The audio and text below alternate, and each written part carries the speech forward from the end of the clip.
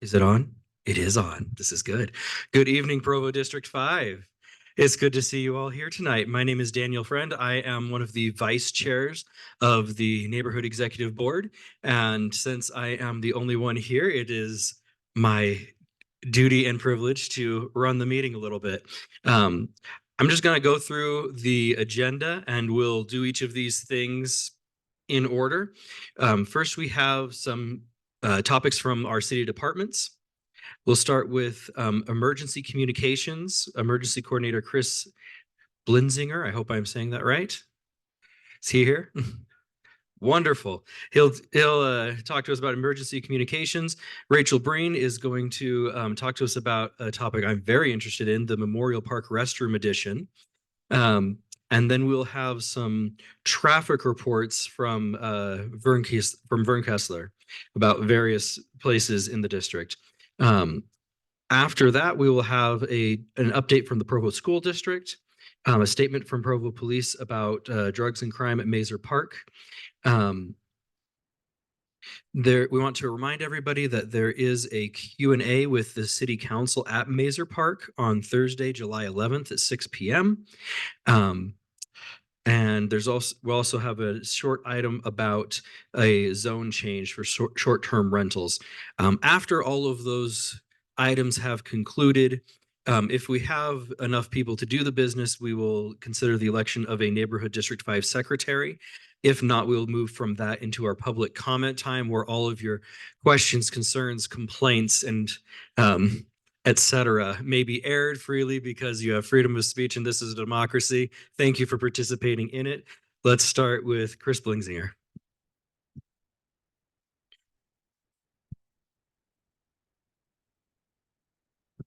Good evening. I am Chris Blinzinger, the Provo City Emergency Manager. I want to talk tonight just about emergency communications, emergency notifications. We've got this system. It's alerts.utahcounty.gov. I'm getting a QR code that you could scan, but for now, that's how you register. And that's when you register for that, you identify yourself, the way you would like to be contacted, an address, a phone number, an email, and we can send you emergency messages. Has anyone in here signed up for that notification system? Wonderful. Do you get a bunch of spam and stuff? We're trying to sell you stuff and you get stuff? No, we don't do that. It's because we don't do that. It's only for emergencies. This would be protective actions, evacuations, things like that. If you folks would recall, a few weeks ago, we had a tragic accident down in Santaquin where a police officer lost his life. They use this emergency notification system. This is a countywide system. Provo has their part and sent out a notice to the public in Santaquin that there was a fugitive on the loose. This individual had fled. They ended up finding him in another part of the state. But after that happened, their emergency manager got several dozen phone calls about folks who did not receive the message and wanted to know why. When he asked, have you registered? They understood that's why they didn't get notified. So how many of you have a landline, a regular old 377 phone? Wonderful. How many of you don't have a regular old 377 number? So when we instituted this system, we got the white and yellow pages and imported all of those that were public phone numbers, but there's not a phone book with all the cell phones. So we couldn't do that. And that's why it's a subscription to the system. You can also put an address in there for another part of the county if you have a family member that you would like to be notified if there's an emergency in their neighborhood. So you can put that in the system as well. So if you would please go on and register, you will not be inundated with messaging. We only send it out for emergencies and send out a test once a year to test the system so that the people that are registered know that we still have their information. One other thing I'd like to mention is we are in runoff season. We've seen an increase in river flows. We're asking people to watch out for to stay at least 10 feet away from the river channel, especially careful of kids and dogs. Keep them away from that river channel. We're seeing flows of about 1,500 CFS tonight, cubic feet per second. That's about 1,500 basketballs a second going by. So the river's quite high. Our public works folks are keeping an eye on the levee, keeping an eye on all that. There's no threat to flooding or anything like that, but we see those increased flows. It's really cool to see the high waters and some of those places, how fast the water's running, but please be careful, children and dogs especially. Keep them away from the river's edge. We are looking for ham radio operators. We are organizing a neighborhood ham radio program, and this is for getting information from the neighborhoods into the city hall during an emergency. And if there's any ham radio operators there online or here, and you would like to be involved with that, you can get a hold of Rachel. She'll get a hold of me, and we can get you plugged in to this. We are in the early stages of formation of that program. Last thing I would say is we have blue skies. Not a lot of things and not a lot of emergencies happen here. But that doesn't mean we don't need to prepare. That doesn't mean we don't need to be mindful of those around us. So check on your neighbors, get to know your neighbors. Make sure you have a relationship with those on your street. You know the people, so that if something happens, there's a disruption, you already have a connection with them and you can check on them. And it takes all of us in an emergency. It takes every single one of us to do our part. So I ask you, if you could just do a little outreach on your street and in your neighborhood, it pays off in the long run. Any questions for me? Wonderful. Thanks, Chris. Great information. Vern, it's actually the park one, real quick. Oh, I'm sorry. I So, didn't look at the amended agenda. That's my fault. Where's the park guy? So John Benderson isn't able to come today, but he wanted me to give you a message about the Memorial Park restrooms. They're being built this fall.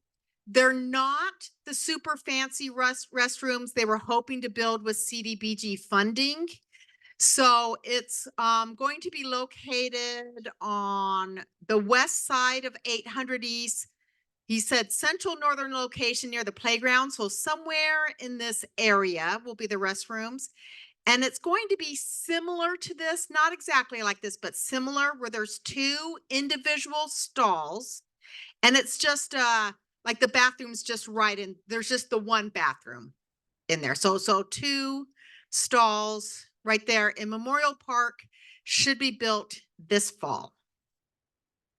Yes. Did you have a question? How do we oppose this? Yeah, how do we oppose this? Sorry. Give us Well, yeah. Yeah. Mm-hmm. I'm the corner home. And just yeah, no problem. I'm happy to share. I live there on 85 Park Avenue, and having a restroom right across from my home, especially one that is not considered nice, is not, we're not in favor of it. One, it causes, it encourages transient people to come and stay in our area, one, and two, we've always felt very safe, the families that live there, sending our children to the park, knowing that they're safe, and having a restroom where it could be a more ideal idea for a perpetrator is not ideal for us families. We don't feel safe with that. I have opened my door personally many times to anybody that's been in the bathroom, in the park, needing to use the restroom, and I'm happy to, especially young children. Multiple families along that way have opened their doors to that. Also, when we do have the memorial events such as the 4th of July, they bring honey buckets, and that is adequate enough for situations for the park. But having an actual stationed bathroom there is not in favor. We'll have the wind draft from that, and that just changes our location. I don't want to stare at a bathroom. I live across from a park for the beauty of the park.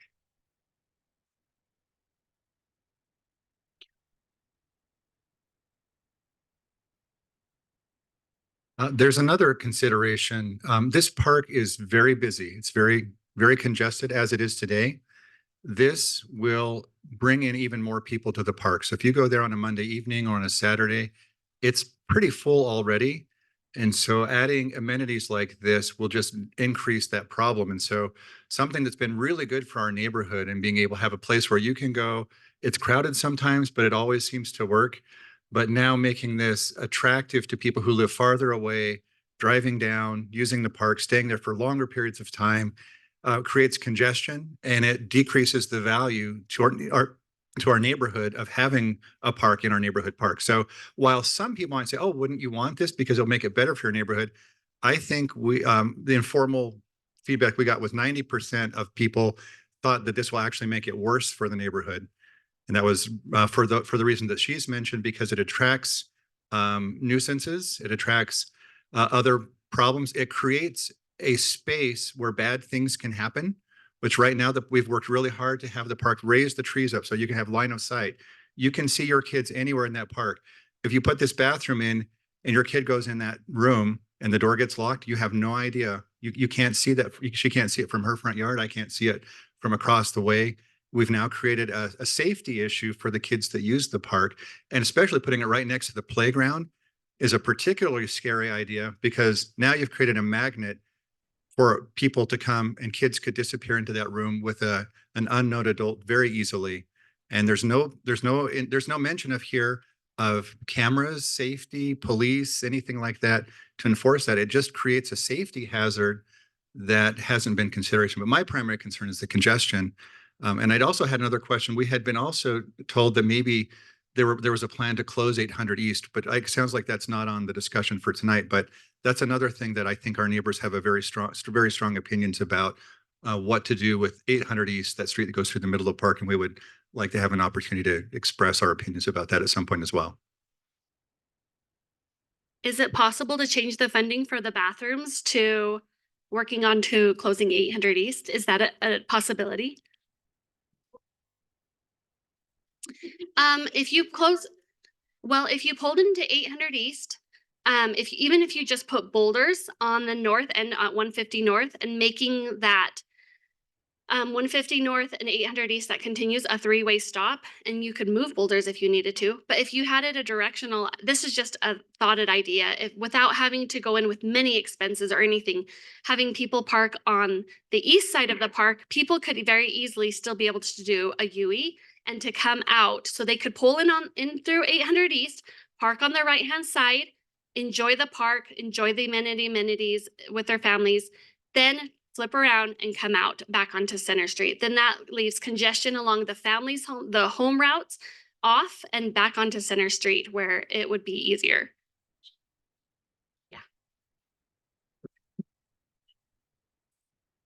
I also live in the neighborhood just north of this park. We live half a block from the park. I now have 4 children. My newest is a 7-week-old. We've used this park for the 5 years we've lived here, and I just want to echo all the sentiments about adding a bathroom makes me feel incredibly unsafe in sending my children to this park. Scary things happen in bathroom stalls. I do not like the idea of the bathroom being right next to the playground. There's just way too many scenarios that are very, very scary with that. I know there are registered sex offenders that live in all parts of Provo, but this has been a beautiful park, a treasured park for our neighborhood, and I want to keep it that way.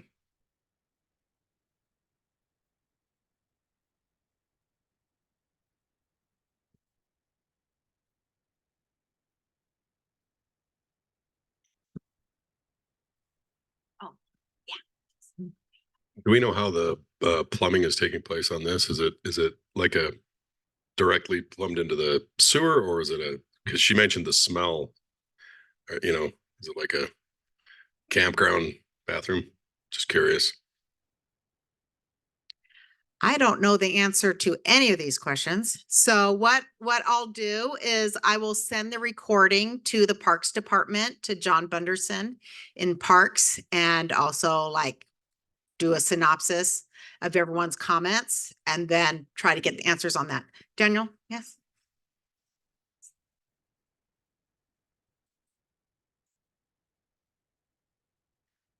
So just a little background for people that perhaps you might not know. The original proposal for this was to have a bathroom that was also attached to a pavilion with picnic tables and such. That I'm on the CDBG board, and there was simply not enough funding to give them even a part of what that would cost to cover. There just was not enough funding. And so this is the pared down proposal. And I'm curious from those who have spoken if the original proposal is more palatable, less palatable, if there's, what would you suggest as ways to ameliorate your concerns while still having access to restrooms? Because for those of us who aren't less than a block away, it's really inconvenient to not have restrooms at this park. I have my little girls, and it'd be great to say, all right, go to the bathroom if you need to go.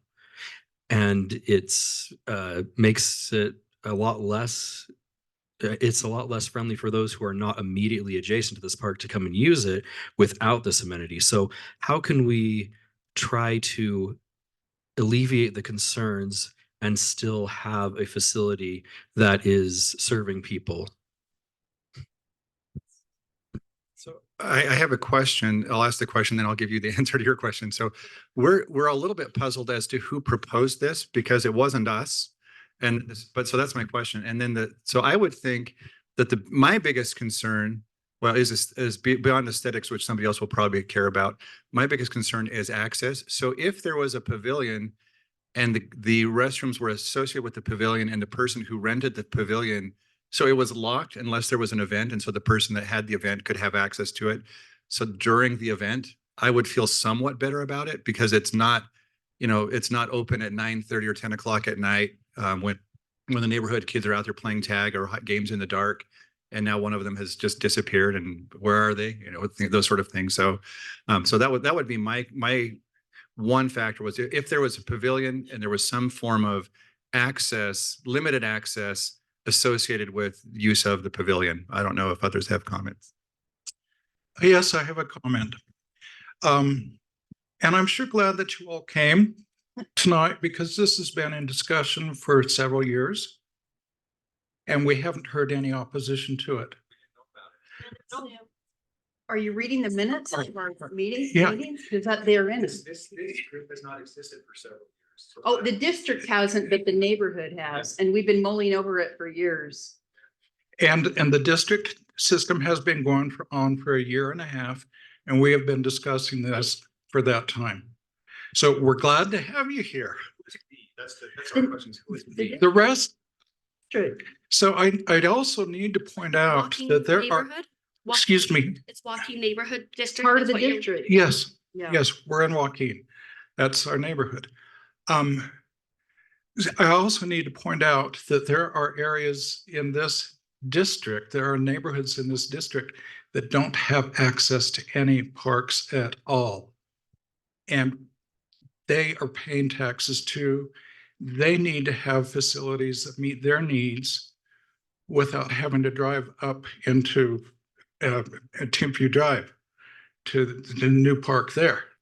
So I think I'm hearing your concerns, but I'm not sure that you're hearing the need. Okay, can I ask you a question? Do you have little children that go to this park?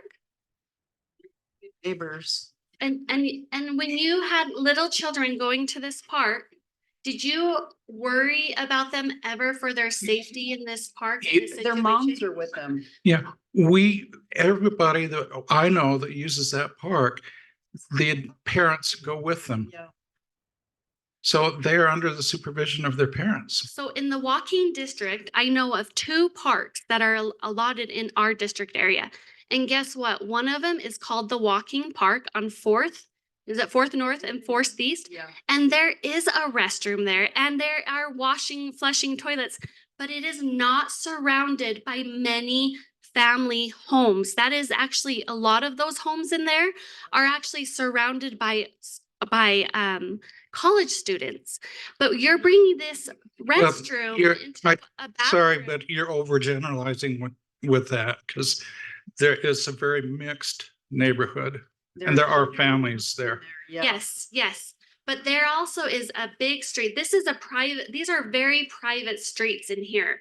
Majority, like the street I live on is a pretty private street. 150 North tends to be a very private street. It's not heavily congested. Excuse me, those are public streets. You're right. Yes, they are public streets. Thank you for that clarification, but they are pretty private in the sense of non-congested with cars.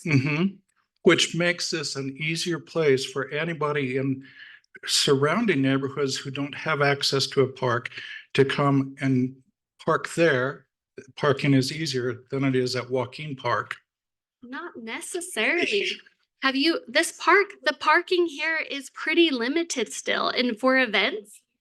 Yes, I know. And I also know that the red painted curbs on 8th East have been unpainted for so many years that nobody knows that they're do not park. There has also been discussion about making that a pedestrian mall, which would mean when there are events, then we could close off the street at both north and south end of the park for the events. But otherwise, the street 8th East would remain in operation. So thank you very much.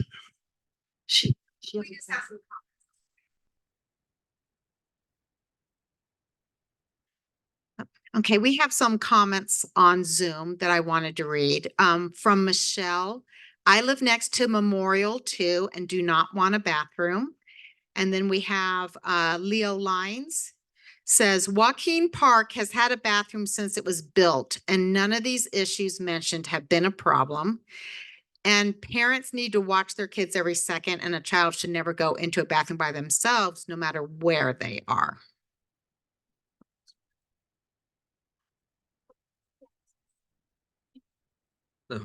Just to say one little comment, the parking by Joaquin Park is so limited.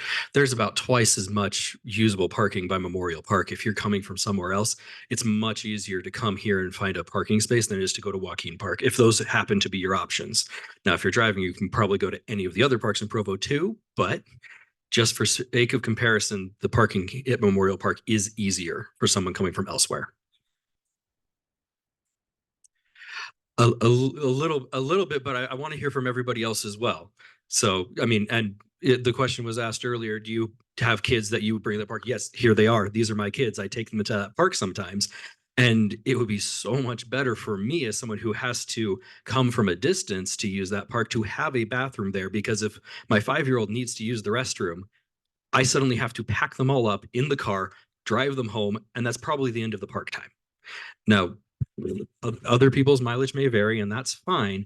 But for those who do not live within easy half a block walking distance, it makes a difference to have the thing there. I see 2 different hands, so I'm going to give this to you first. Where is the thing going to be? On this side, on the top line? So I can answer that question. The original CDBG grant was to replace this pad of concrete that has a strange little world map on it, which is has the paint peeling and is not very well maintained. The idea was to replace that whole pad with the pavilion and restrooms combo. I imagine they would still put that restroom in about the same place.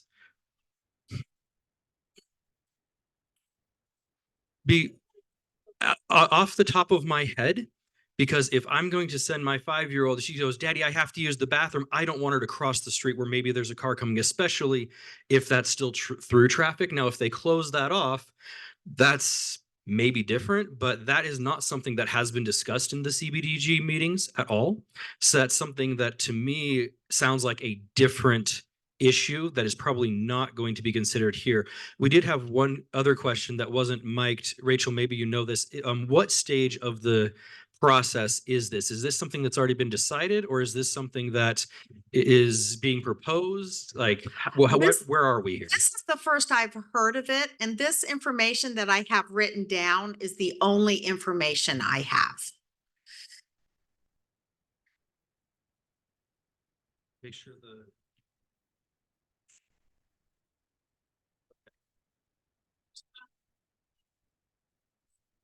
And when my son was younger, I used to live on 700 East and yeah, the park day could end within like 15 minutes because there wasn't a bathroom. So I feel I was really excited when I initially heard about the bathroom situation because that whole neighborhood of families can't just let their kids walk 2 blocks by themselves to a park to enjoy it. So we have to be there. But it ends as soon as one of your kids needs to go. And I don't do this, but I've seen plenty of parents hold their children up to like pee or poop behind a tree. And then they take care of it after. That wasn't me, but I've seen plenty of parents do that because there isn't a restroom and they just got there and they don't want to just leave because it's one of the closer parks to them, but it doesn't have a bathroom. So that's why I'm excited that there's going to be. And perhaps the kid has an emergency and needs to go right then and won't make it back home. I'm very lucky now. I live close to North Park and I still have to walk my son there, but there's a bathroom there and it makes such a difference. And I think it's very generous, as somebody said, about opening your home to those who might need to use the bathroom. Thank you for doing that. That's awesome. But that's not always going to be available. Sometimes people aren't home, and I certainly didn't know that any of the neighbors would be willing to do that if my kid had an emergency. I mean, I don't live there. I see a comment over here. They need this. Oh, okay. So that the people on Zoom can hear you. Okay. My name is Stan Morris. I'm in the Joaquin neighborhood. And to my recollection, I do a lot of walking and biking, visiting parks. My recollection, restrooms are usually placed near the playgrounds because the kids are the ones that need to use them the most. I can imagine is maybe one reason. The other thing is Memorial Park is it's a major park. It's not just a simple neighborhood park like the Joaquin is, which I live near, and which is a very nice park too, but small, very small, and it has a restroom. If any park should have a restroom, I would think that Memorial Park would. There's opportunities for big events there, such as Joaquin. There's very little opportunity for big events, so a restroom would be appropriate. I certainly hear the concerns of those living near the park, and I'm certainly not surprised that you're voicing those. I can understand those, but I'm just saying those are 2 points that I think we should consider. Is the restrooms are usually placed near playgrounds, and that's a major park. I mean, that's Memorial Park. There's a lot going on there, and there's a lot of importance attached to it, as I understand. Thank you. I just want to come back to one thing. Almost all the concerns that have been voiced about this are about child safety, and that is something we should all care about, and we all want to make sure our kids are safe. So what could we do that would alleviate the child safety concern? Would a camera system be something that would help? Is there something else that we could put there that would help alleviate that concern?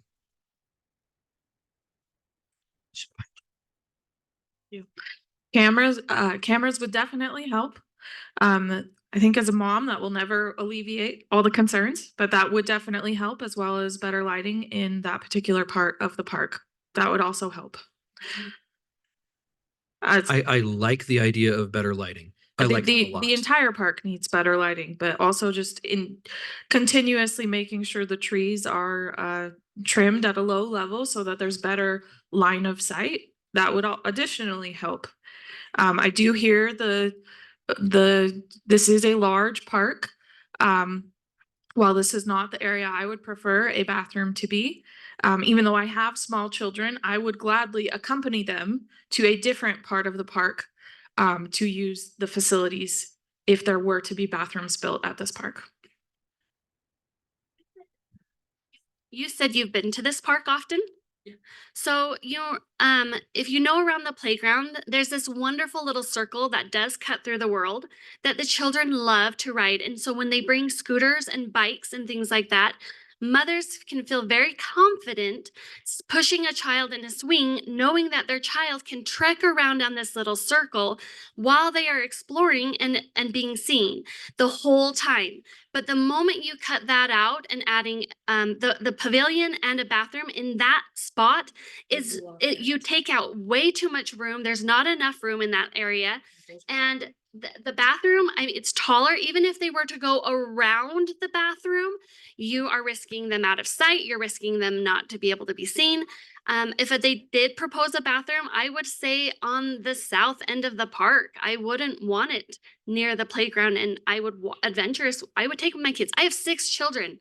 I know what it's like. I understand. We go to other parks often. We bike. We've gone to places where we haven't had a bathroom and had to load up on our bikes to go somewhere else.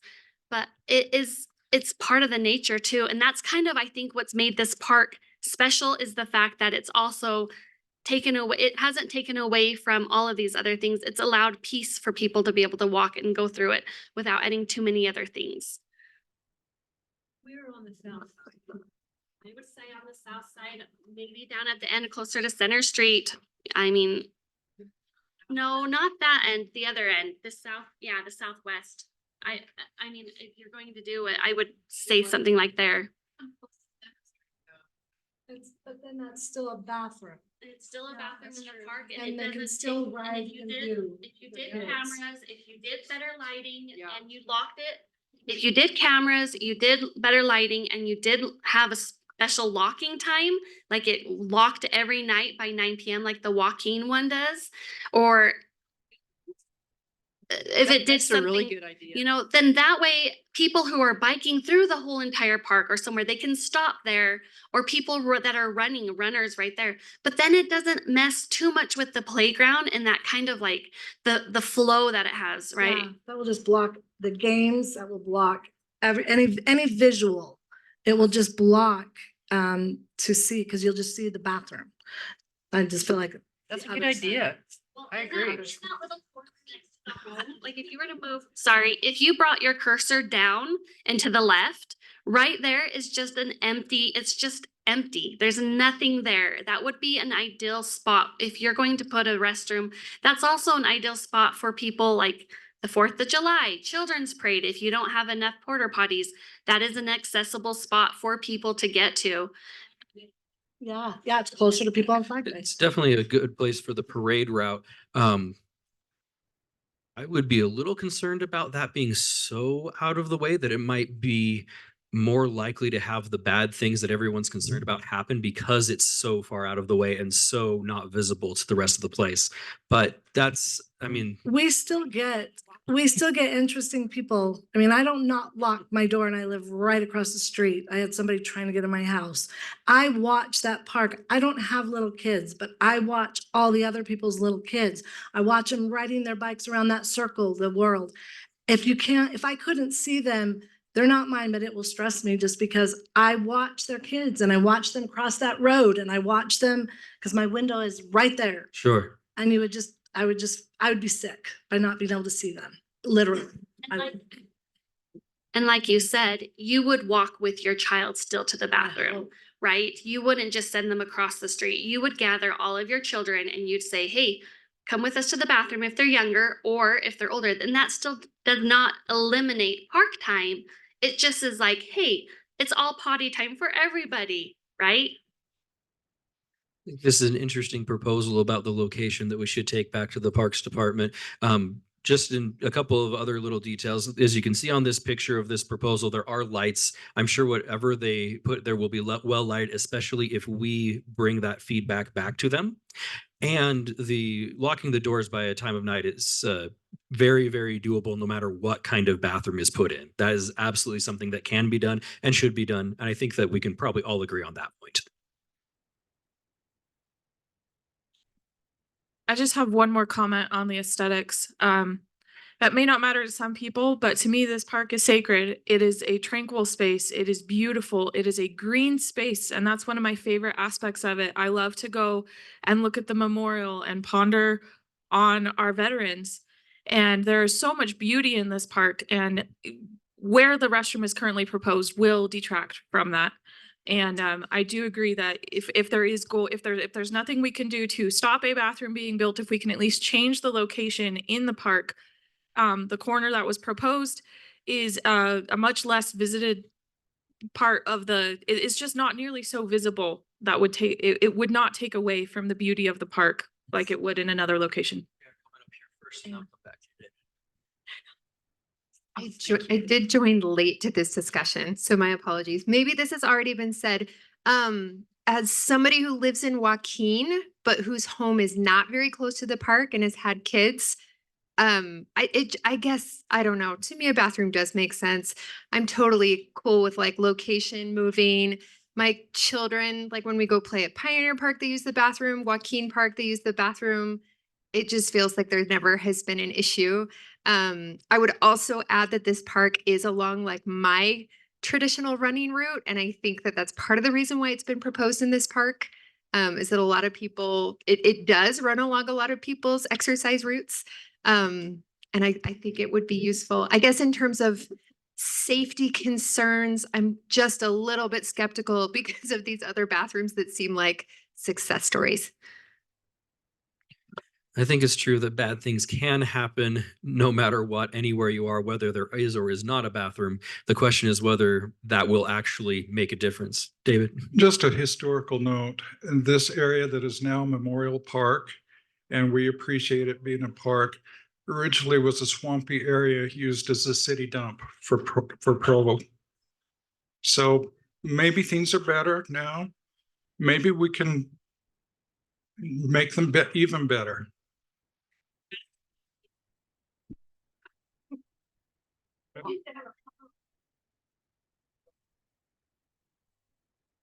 Are there any further comments on this subject? David? That I've missed? Oh, we got one over here. Yeah, so I understand that this park is meant to be a very tranquil, beautiful, reflective place. That said, I do think that a bathroom here would be very useful for the community. I live in Joaquin, a few blocks away from here. The south side in the southwest corner seems like a pretty decent place for it. But really, the comment that I wanted to make is if we're really concerned about children's safety in this park, one step that's not bathroom related that would really help safety is if we closed off the road on the north end so cars can't go screaming through. Okay, I guess that's going to come up later. Anyway, I'll stop there then. Thanks. We've been talking about it, but that's going to be something that happens at a different time. If it happens, it's not part of this particular proposal, but the point has been made by other people. You're in good company, and we will keep talking about that as time goes on. Any Okay, other? we Rachel, just go have ahead. one last comment on Zoom. Let me get over here. And that is not to sound mean, but if a bathroom is needed, maybe visit a different park. There are plenty of other fun parks to go to with bathrooms. Look at the purpose of the park. Some parks are ballparks, some are water parks, some are playground parks, but Memorial Park is just that, a memorial. It's supposed to be a more quiet, reflective park to be visited by people to remember the veterans. It's not a big event park. There used to be tennis courts. And the pond and everything. Or do we have any other further comments on this subject? I think we've spent quite a bit more time than we anticipated here. All right, seeing none, we'll continue. And Vern, now it's your turn.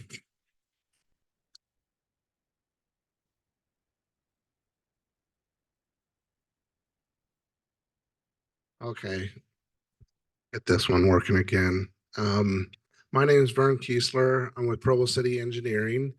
Tonight, we're going to look at about 5 presentations, so I apologize. But when I get requests from you for traffic studies, I try to do those and then report back. Maybe I need to find a new method of reporting back and just post them online. I don't know, but save you a lot of time. This is our 560 North 900 East crosswalk. You're probably very familiar with this. This, many people have complained about this crosswalk for many years. We have a crosswalk right here, and the proposal is to move the crosswalk to here and do some enhancements. Right now, we just have flags. So I've looked at crash data. We've had a couple crashes in the last 3 years, both in 2022. Fortunately, there were low or no injuries. There were automobile crashes. But there's many close calls. We have about 20,000 vehicles a day on 9th East, and you know how busy that can get. So there's the 2 locations of the crashes. One was an angle crash and one was a rear end crash because someone stopped for the pedestrian and whoop, got hit from behind. This is on 9th East and 560 North. Yeah. So this is Vasa right here. The gas station's right here. Okay. This is where we'd like to put the new crosswalk. Right at this, just move it up. But that necessitates some improvements. So this is what it looks like today. And this is what it could look like if we implement that. So we'd have a raised median. We would prohibit left turns off of 560s onto 9th East. So prohibit that potential conflict for head-on collisions between the 2 left turns. This is what it would look like from the east side, actually from the west looking east, and this is what it could look like. So we'd have raised medians, a safer crosswalk, a refuge island, both on this 560 and the other one across the street that's 560. Right turns only would be, this is looking south, and this is what it could look like with a crosswalk. Notice these are flashing beacons. So the pedestrian walks up, pushes a button, and then looks for cars and then proceeds, right? Okay. So, and hopefully the cars stop and they see the flashing yellow lights. So that's what we'd like to do. Possible solutions is to go ahead and move forward with that construction project. Dave Mickelson, one of our design engineers at the city, is working on this right now for a design. He's done a preliminary design.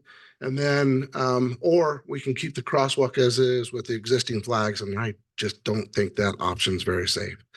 But that's what, if there's any feedback, that'd be great. If not, we can move on to the next presentation.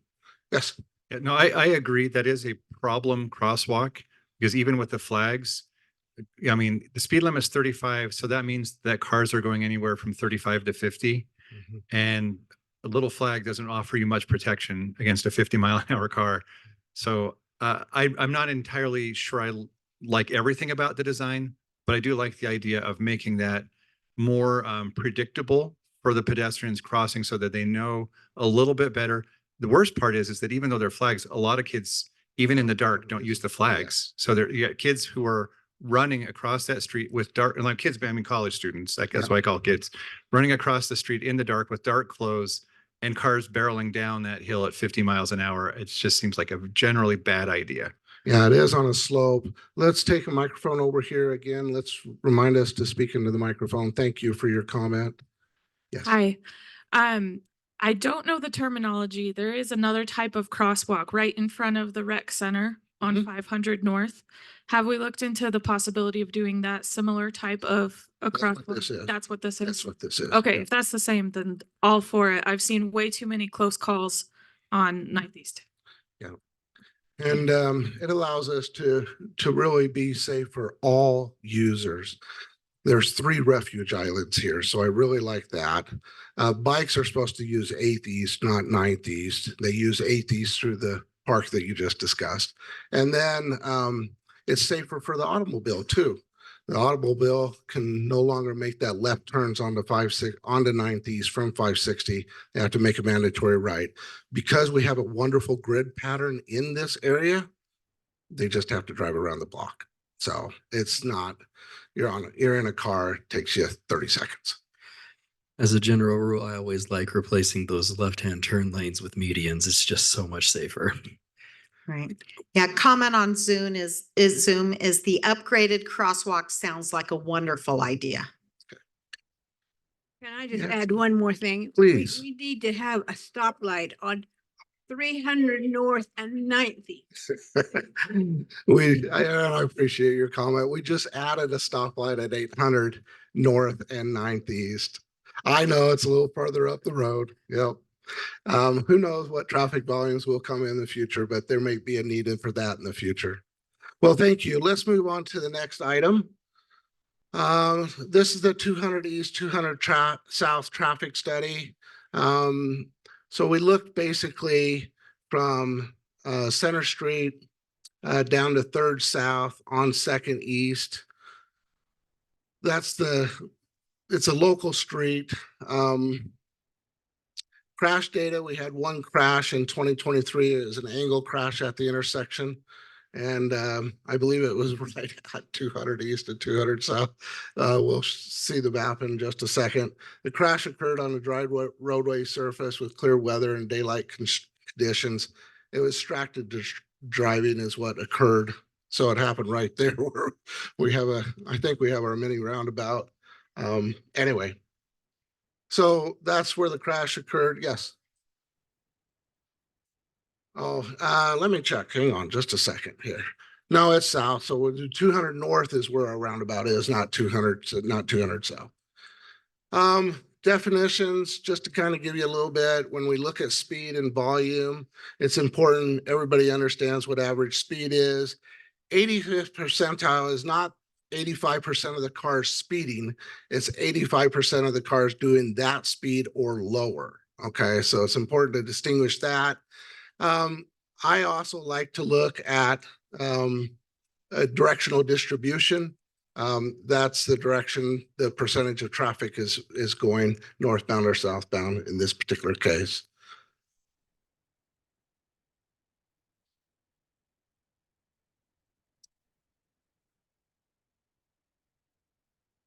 Okay, here's where our monitoring location was. So kind of in the middle there between Center Street and 3rd South. We set these up. They're very discreet. They're not big trailers or anything like that anymore. They're very discreet and they aren't very noticeable. So we did these dates in February 14th, 15th, 16th, and 17th. So it's Wednesday through Saturday, 74 total hours. Everybody knows the posted speed limit is 25. The northbound average speed was 25 miles an hour, but the 85th percentile was 30. So that means we got 85% of the vehicles traveling at 30 miles an hour or less. The southbound speed was a little bit higher for the average. It was 27 and the 85th percentile was 32. So the overall average speed 26, 85th percentile average was 32. This is what alarms me. Our northbound highest speed recorded the cohort of 36 to 40 miles an hour over those 4 days or 74 hours. So just a little over 3 days, we had 24 people that fell into that category, right? So you're going to see a few bad apples. We need the bad apples to respect the speed limit. Southbound highest speed recorded was 46 to 50. We had 5 of those. So they're just clipping, right? That's just way too fast, 50 miles an hour on a 25 mile an hour road, right? So let's look at volume. It's always important to look at volume. Our northbound vehicles totaled for the 4 days or 374 hours, 1,311. So that's 18 vehicles per hour or 432 daily. So the volume is fairly low going northbound. Going southbound, that's another story. 3,200 vehicles, so it's 44 vehicles an hour. It equates to over 1,000 daily.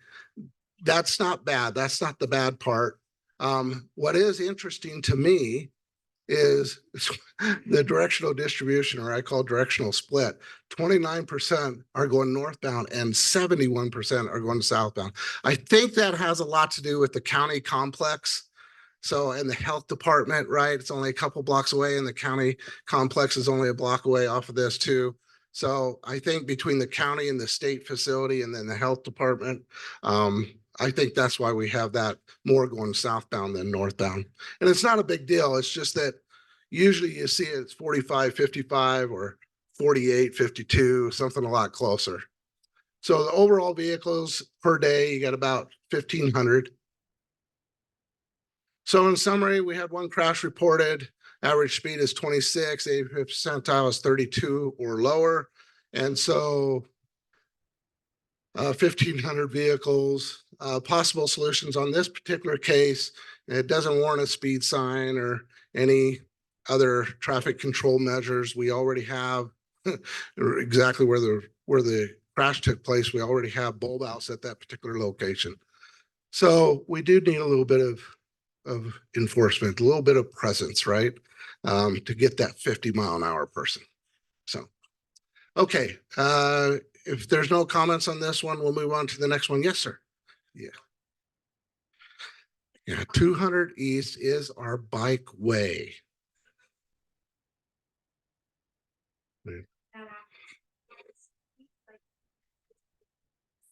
I witnessed those 45, 55 mile per hour. Just recently on my bike, someone just where the roundabout is coming quick and took the corner quick. I know we can't necessarily do anything right in this moment, but it is concerning, even though the data is not showing that it's consistent, that that's how fast people are going, right? Well, we do have people that go that fast, and people need to realize that bicycles, that's a share. We can take up the whole lane one on our bikes or scooters or micromobility vehicles, and automobiles need to respect that. And we might just need a little bit more enforcement. Thanks. Thanks, Megan. This is our 500 South and 550 East study. Let's go to the map. Just so everybody's aware, on 500 South here, this is a dip. So you're coming downhill this way and coming down this hill this way. So maybe your kids can say they got to walk uphill both ways to school too. I don't know. But we had a complaint that, people were getting a little fast down that hill, right? And so we looked at that. We usually don't look at just one block because it can throw off data, but I like to look at a little bit more than that. But there were 0 crashes on that one block. Again, definitions, you probably don't need to see those repeated. There's where we place our monitoring device. And so as people were going downhill, we tried to catch their largest speed.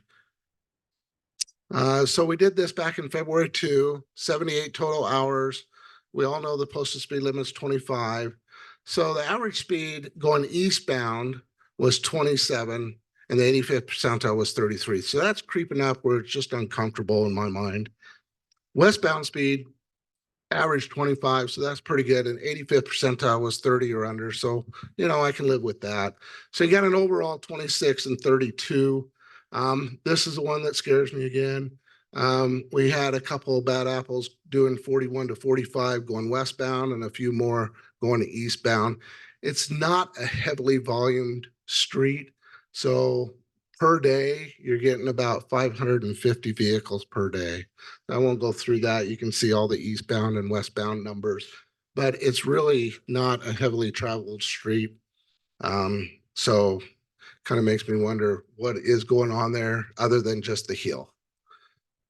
So 0 crashes in summary. Overall, pretty good street in that respect. And I think we could get someone sitting at the bottom of the hill and just remind everybody that you are going downhill, right? So, okay. This is the third one. Okay, take a deep breath. I got to get a drink.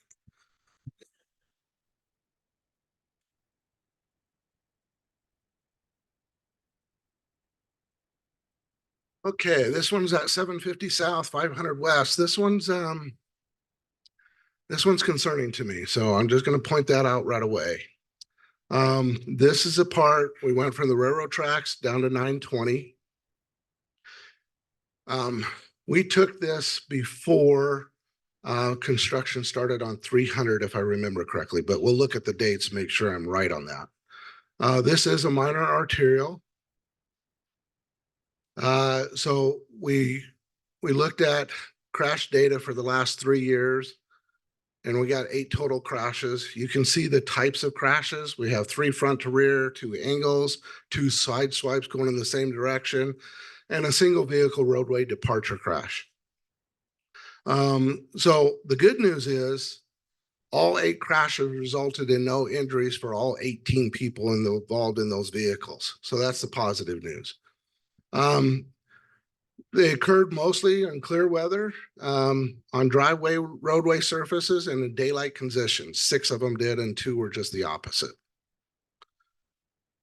Here's the location of all those crashes. We have one we included, it's close enough.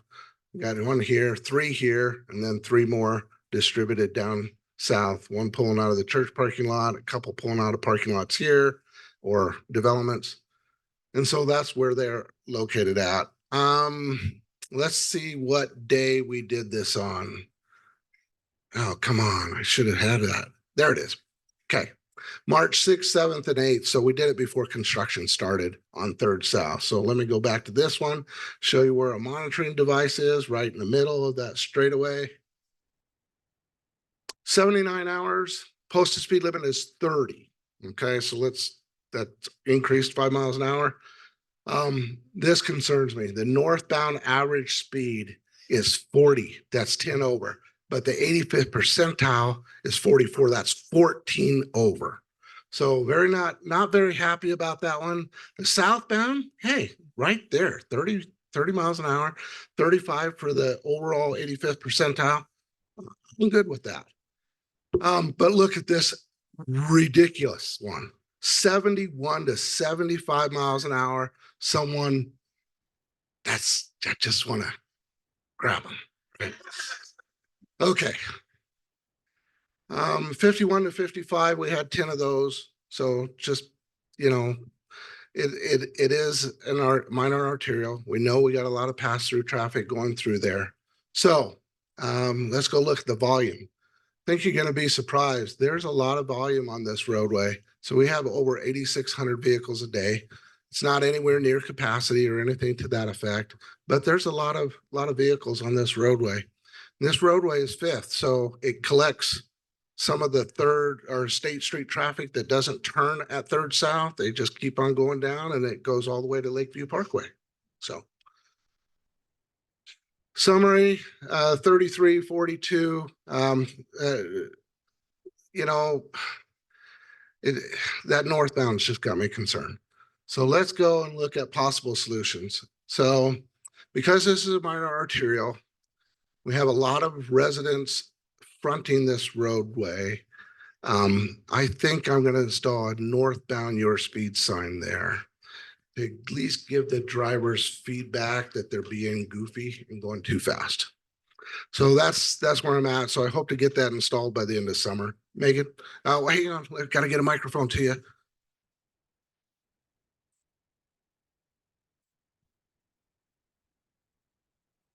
My feedback, I drove past your speed sign. Yeah. Today, and it says, I was going to speed and it says, thank you. And that feedback was very rewarding. I'm not going to lie. I was like, oh, you're welcome. The new ones with the thank you, I really like. Yeah.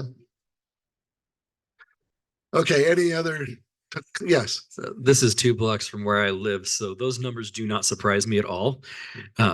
That makes perfect sense given what I see on that road. And I wonder, maybe you can provide information on this, how much the railroad crossing makes a difference there. Because I know that it's a temptation. Is like, oh, that might be coming, and you speed up, because if you get stuck behind a freight train, that's 15 minutes, and it's really hard to turn around, especially right there. It's possible, but it's no fun. So I wonder if some of those really crazy ones were people trying to beat the railroad track signs. Yeah, that's because it is going northbound, right? And so that's a really good question. I wonder if there's correlation there at all. But with the UTA, it only takes a minute. It's the freight railroads that take so much longer, right? Yeah. My general rule for those is if it's front runner, I'll just stay and go through it. If I see it's a freight train, I'm going over to University. Yeah. There's just no point. My motto is if it's red, white, and blue, go to. And then I wait at the gate for a minute. And if I don't see that red, white, and blue, I'm detouring, right? Got a detour over to University. Okay, any other comments on this one? Great, let's move forward. This one here, I'm going to tag team with Dave Mickelson. Dave Mickelson's our project engineer for this particular project. This is our Provo River Bridge and Trail Improvement or Replacement Project, actually, replacing the entire bridge at 820 North. So I know it's late, and so I'm going to go through this a little faster. If you want me to slow down, we can. So our Provo River Bridge and Trail, we have some goals. Upgrade safety is the biggest thing. We want to improve comfort for our sidewalk, trails, and bike lanes, basically for our active transportation users. We want to support connectivity by making sure that we plan for the 75-year life cycle of the bridge. And our funding we got from a grant. So we've been thinking about this for a long time. About 10 years ago, we applied for a grant, didn't get it, but then we reapplied about 6 years ago and we got it. So we get the money in January of 2025. We've been doing preliminary engineering on this now. It's going to be a $13.6 million project. And you can see we only had to pay 6.77% match. So that's a wonderful match. A little bit of project background. This is what the bridge looks like today. If you've been across 820 North, it's got some challenges. It's now 64 years old. It's 80 feet long, 40 feet wide. We got over 11,000 vehicles a day that cross over that, and that's just vehicles. The National Bridge Inventory does list 4 deficiencies that we're going to correct with the new structure. We have existing issues include sidewalk connectivity, our sidewalk width, just our parapet height, our weight limit, and then a poor sight distance. And poor sight distance is people take risks that they shouldn't do on that left turn onto 850. Underneath, we have an 8-foot width, and that should be probably at least 1.5 times larger than that. Our vertical clearance is not great. Again, our connectivity coming up out of the trail, that slope is about 15. We'd like to get that under 8. We have some infrastructure here. That's one of our well houses. So, Provo River Trail is a gem of Provo, right? We can ride all the way from Utah Lake State Park all the way up to Vivian Park and soon to be all the way up to Heber City. That's going to be so awesome, especially in the fall, like October. That'd be so great. But we're at our narrowest part is right underneath this bridge.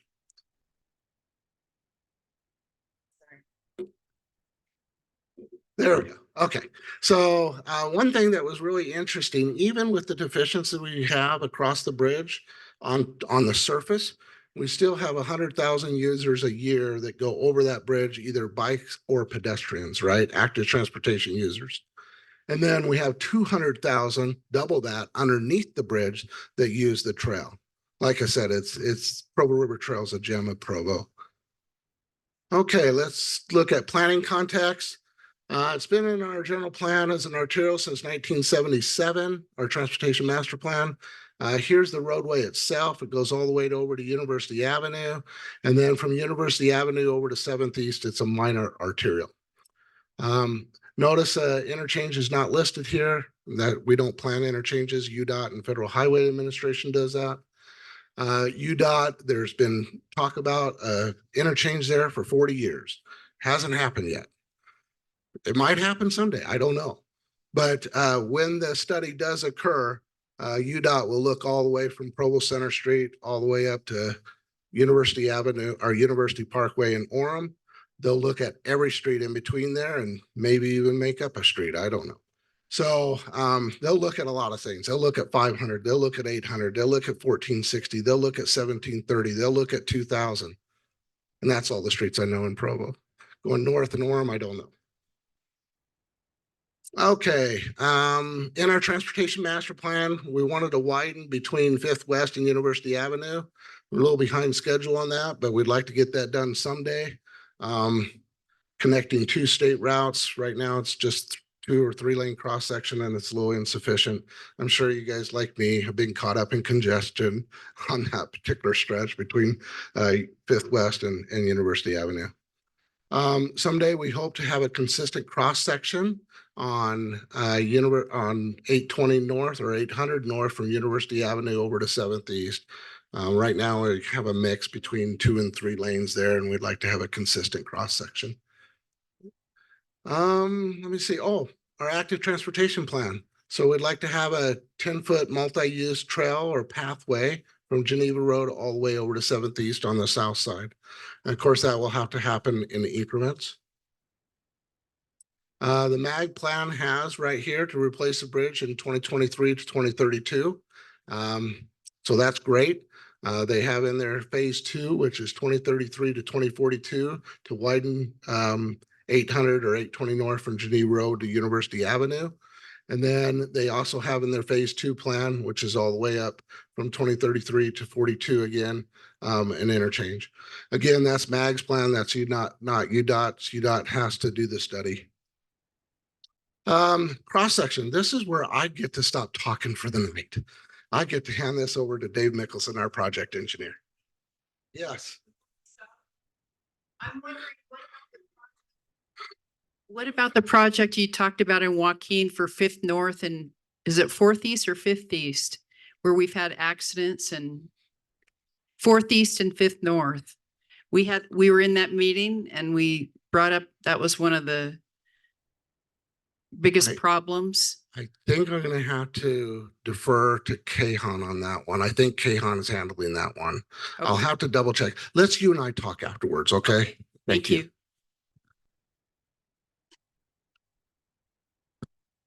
Just got something in my eye. I apologize. Glad to be here.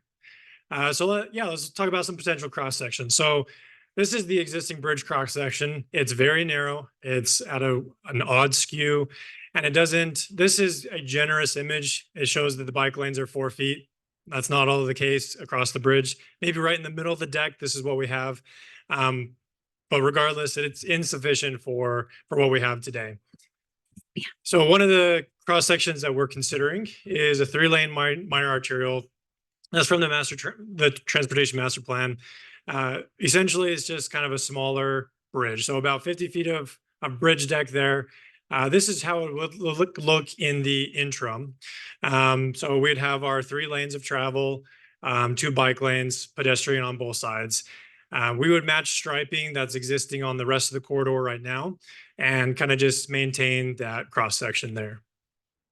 In the future, if we were to build this smaller bridge and, conditions warranted that we need to widen this road, utilizing this smaller bridge is difficult. So we would have to kind of narrow up lanes. We'd have to narrow the bike lanes. We'd have to narrow up some of the pedestrian, especially on the south side from that 10-foot trail. We'd squeeze everyone in. It's not ideal. It's not a position that we want to put the city in to sacrifice active transportation in favor of vehicles. But this is kind of what we would look at doing if we were to go with this kind of smaller cross section. Now, considering something larger, this is an arterial cross section, about 99 feet of width here. This would be full build out. So this would be when the road's fully widened. We'd have 5 lanes of traffic, 2 really big bike lanes, and ample pedestrian ways on both sides. However, if we were to build something this large, that's a lot of space that we don't need for a long time. And so we would look at doing, I'll come back to this. We would look at doing something kind of like this, a transitional bridge where we would utilize some of that extra space for some amenities. So we would look at potentially putting some landscaping features, maybe some river viewing benches, some other things like that. And we would move our barrier, kind of skip back to here. This barrier right here along the pedestrian way, we would move it out into the roadway so that we would have this smaller cross section here that it would act and feel like the rest of the corridor. There wouldn't be any widening through the bridge that would be utilized by vehicle traffic. And so we would match existing striping and we would just kind of follow that through the bridge cross section. And so going back to this one, this is kind of what it would look like from the top. Here's our kind of our barriers, these orange looking lines here on this paper, but something like this is kind of what we're considering if we go with a larger cross section. So I've gone, like Vern mentioned, I am the project lead on this. I'm also one of the design engineers. We've hired AECOM to be our structural design on this. In this early concept phase, that's kind of where we're at on this. I've put together maybe 20 plus concept plans to really narrow down where we want to put this, this bridge. So a couple of aspects that we're considering. One, we want to build for today, but we want to plan for the future. So we want to plan the bridge so it can accommodate today, but also for the future. 75-year lifespan of a bridge, that's a lot of time. And a lot of things can change in the transportation world. So we're trying to do our best to plan for that. With that, if this road was to require widening, this bridge, we are working with our structural firm to skew that in a way that it doesn't lock us into an alignment today. So that means we could widen to the north, we could go down the middle, or we could widen to the south. And that's something really important for us today, because that's not a decision that the city needs to make today. It could be 15, 20 years before we widen. And so we're leaving that open-ended for someone else to make that decision in the future. Two aspects of safety that we are really excited about is here on the north side, you can see on 900 West, and here on the south side, 850 West. Both of those roadways, we are considering closing access to 820 North. On the north side, we would consider either a cul-de-sac or a hammerhead. We're working with that property owner to see how much they'd be willing to sell to the city. It's a vacant lot there on that corner here. And so that one we feel good about. The more strong one is this here on the south. There are two driveway accesses off of this road. And so we would just close access to 820 North and remain those access to the driveways open.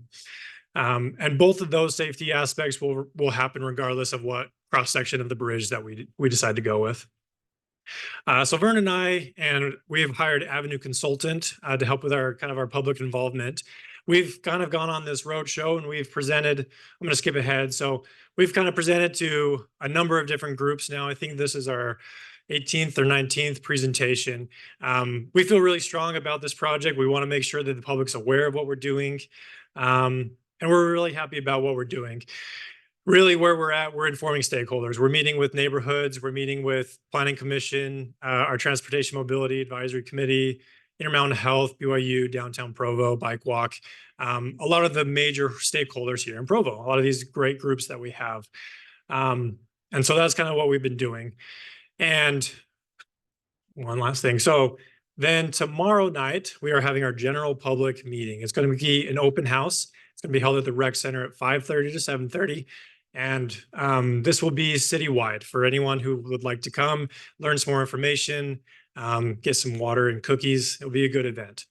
So that's kind of what we've been building up to, is just informing all the people here in the city leading up to this, this final kind of public meeting here.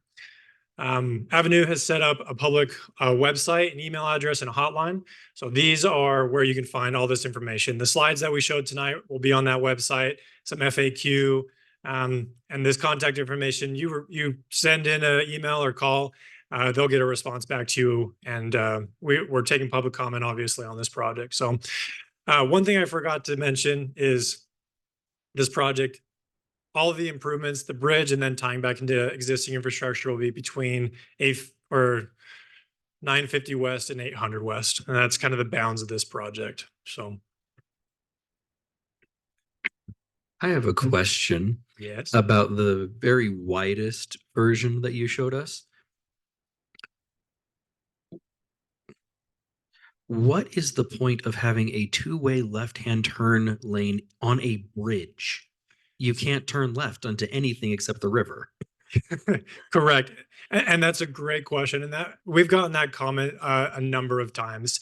And really, it doesn't act as a turn lane. Some of our roadway standards, 12 feet, kind of what you showed there, is what we call as clear space, or it's just space that we put there for driver error correction. It's kind of a safety buffer. It wouldn't be utilized as a turn lane. You're right. And so that's kind of why, we showed this here. Other options is we can narrow that down and do a hard median across the bridge, one of the aspects that we do like about this is driver expectation. If the road has a center median along the whole corridor, and then all of a sudden for 300 feet, you're dropping down and then going back out, it changes your expectation. Now that could be a good thing. It could be a bad thing. But yeah, it's a great comment. And that's something we're considering in our design. So. Just 1 second, real quick question. On the funding, you mentioned that we won't have to pay for most of that from the city. Is some of that coming from the infrastructure bill that Congress passed, or is that coming from other places? No, it's coming from a grant from MAG. And so it's county funding, I believe. It's the local gas local gas tax that's coming through MAG. So, yeah. Yeah, the number 3 versus number 5, I just wondered, when is the timeline of that decision being made? And is the contact information you put on the last slide the best way to voice public feedback on either of those options? Yes to the second question, that is the best way to voice. Avenue is kind of collecting all that, and then we'll provide that to the city so we have a record of that. On the timeline for kind of widening to 5 lanes, we're not for sure on when that is planned. We have that in our master plan as kind of in the next 10 years. Oh, so sorry, I just mean when's the timeline of the decision on the bridge size? Thank you. Yeah, so we are, after this public event tomorrow, the city will make a decision within the next 2 weeks, we're hoping, and then we'll move forward from there. Yes. On your timeline, the calendar of events, how did your meeting with IHC go last night? Well attended, not well attended, well received? What kind of audience are they?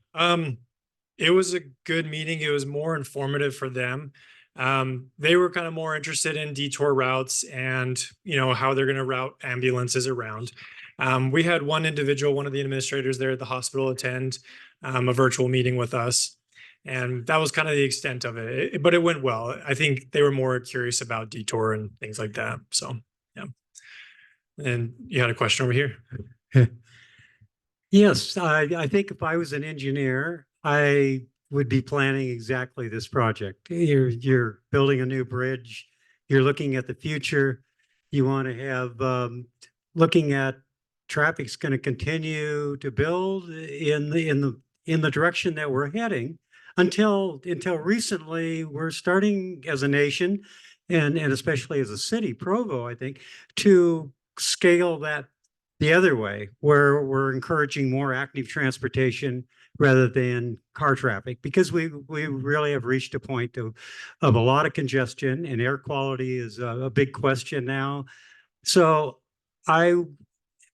if I was an engineer, certainly this is a good idea, but I'm not an engineer. I'm a active transportation advocate and an advocate for clean air quality. So I just can't imagine that this is going to pay off for those two considerations, active transportation and air quality, and for the city in general in the future, because once you build a space down that center lane, it's going to be filled. In my mind, it's very doubtful that it would not be turned into, a 4-lane road. And then that encourages a lot more traffic, which is, I don't think anyone really wants any more traffic.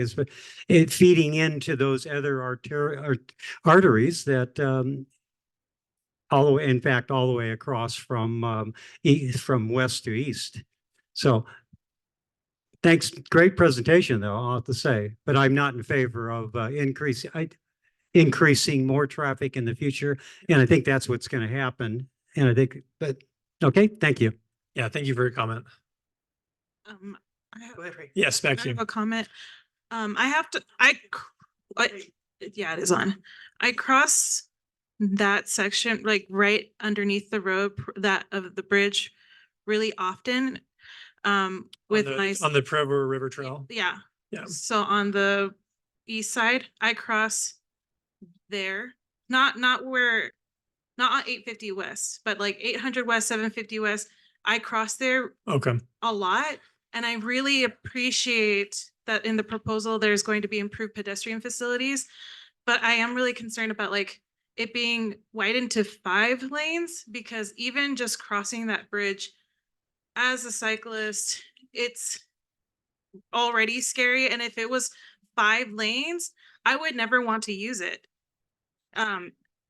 Which we want to encourage more active transportation because again, we're getting a lot of congestion. Air quality is so terrible. The federal government doesn't want to give us more funding for highways. And we're going to be, what are the things that we're going to implement so that we don't have people speeding even more down that section of road? Because as it stands, even though it's just a 2-lane bridge, it's not even that big, but we still have lots of people going down it super fast. And there's a crosswalk like around that area. And even when I cross there, people never stop. I think maybe once or twice someone stopped to let me cross. And I know people who live in that neighborhood and they're really worried about just the speeds. And I just wanted to bring that up because the wider something is, the faster cars go. That's just what happens. Appreciate your comment. And I think that will be something that is going to be heavily looked at in the future when this is widened to 5 lanes.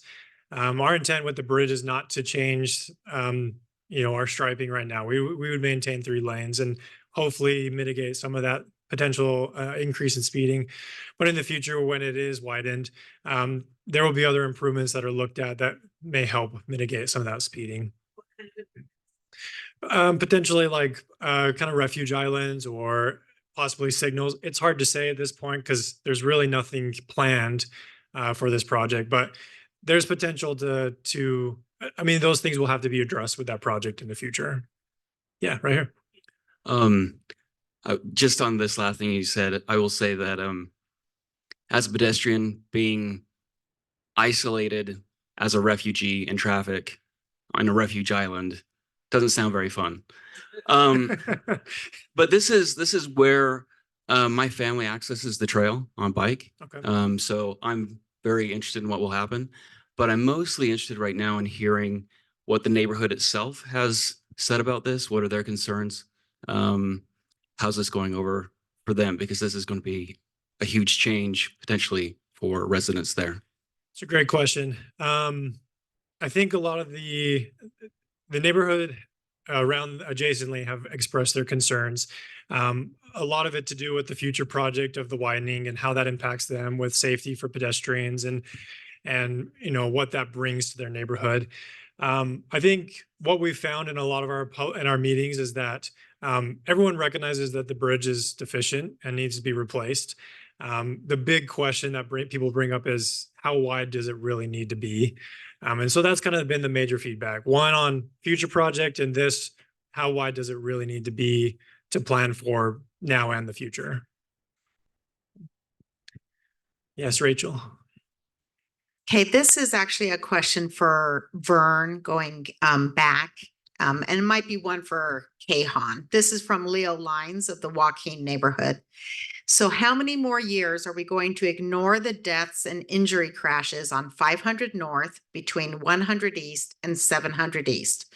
A boy gets killed in front of the rec center and bam, flashing lights and raised crosswalks. A student gets killed or hurt on 500 North and nobody cares. After dark, you cannot see the students crossing the street. 10,000 pedestrians cross 500 North every day, and Sunday is the worst. I would tell Leo that I'm not prepared to answer that question tonight. I'm sticking to the agenda. I provided 5 different traffic studies here tonight. And I will just say that we would be happy to take a look at that. I do have one more bridge related question is just who will be the ones making the decision on how wide the bridge does need to be? Yeah, so that will be kind of an internal decision in the city. The public works director will be involved with that decision. Could you be more specific on who else would be involved in that though? Yeah, so the public works director, myself, and then probably Vern, and that would be kind of who makes that decision. Thank you. Mm.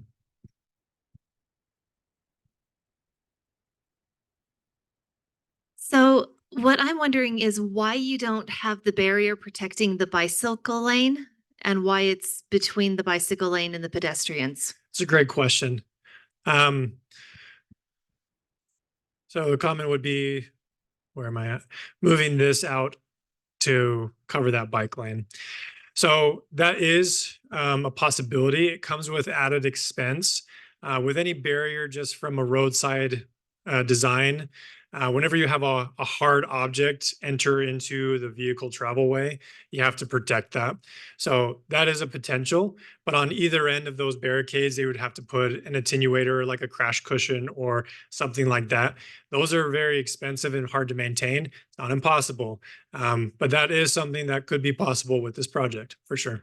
Seems like we could get some money for that by not having the big 12-foot median lane in the middle.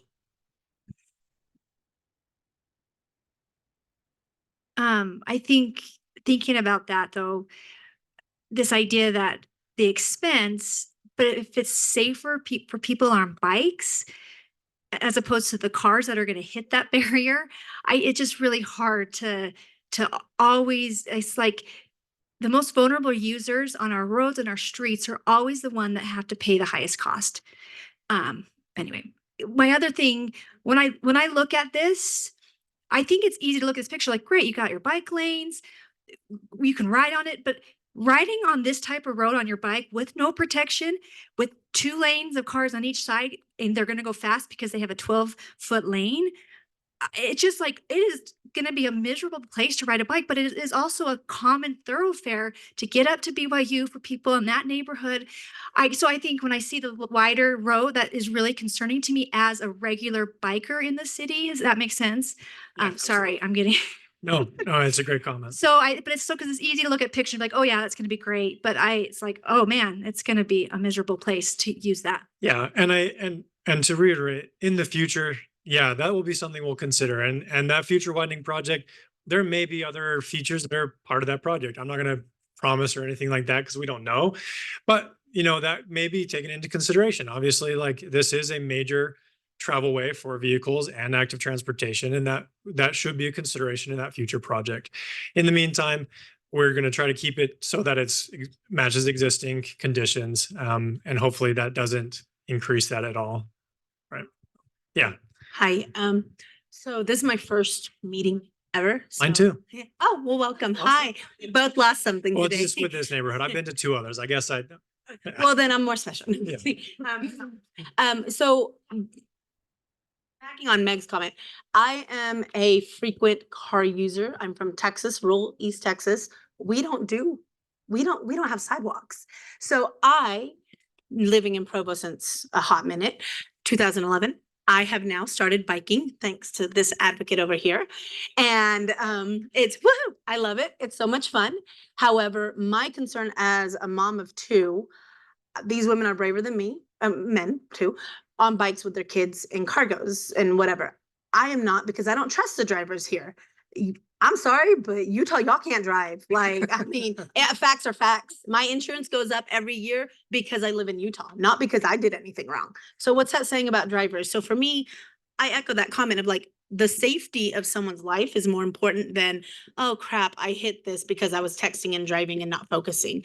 So I feel like if that hits taxpayers, and I know this sounds unfortunate, I'm not educated on this topic, so don't come at me, or you can. But however, my thing is, I would rather keep someone's life alive and safe and pay an extra $20-$50 a year to know that, oh, I should focus on the road, because there are so many. Just recently, a kid was hit on 700 and the car took off. Like, I mean, my kid doesn't pay attention. I've tried. I've had backpack leashes for years. I've gone through 3 of them, and not because I wanted a new one. He's worn them out.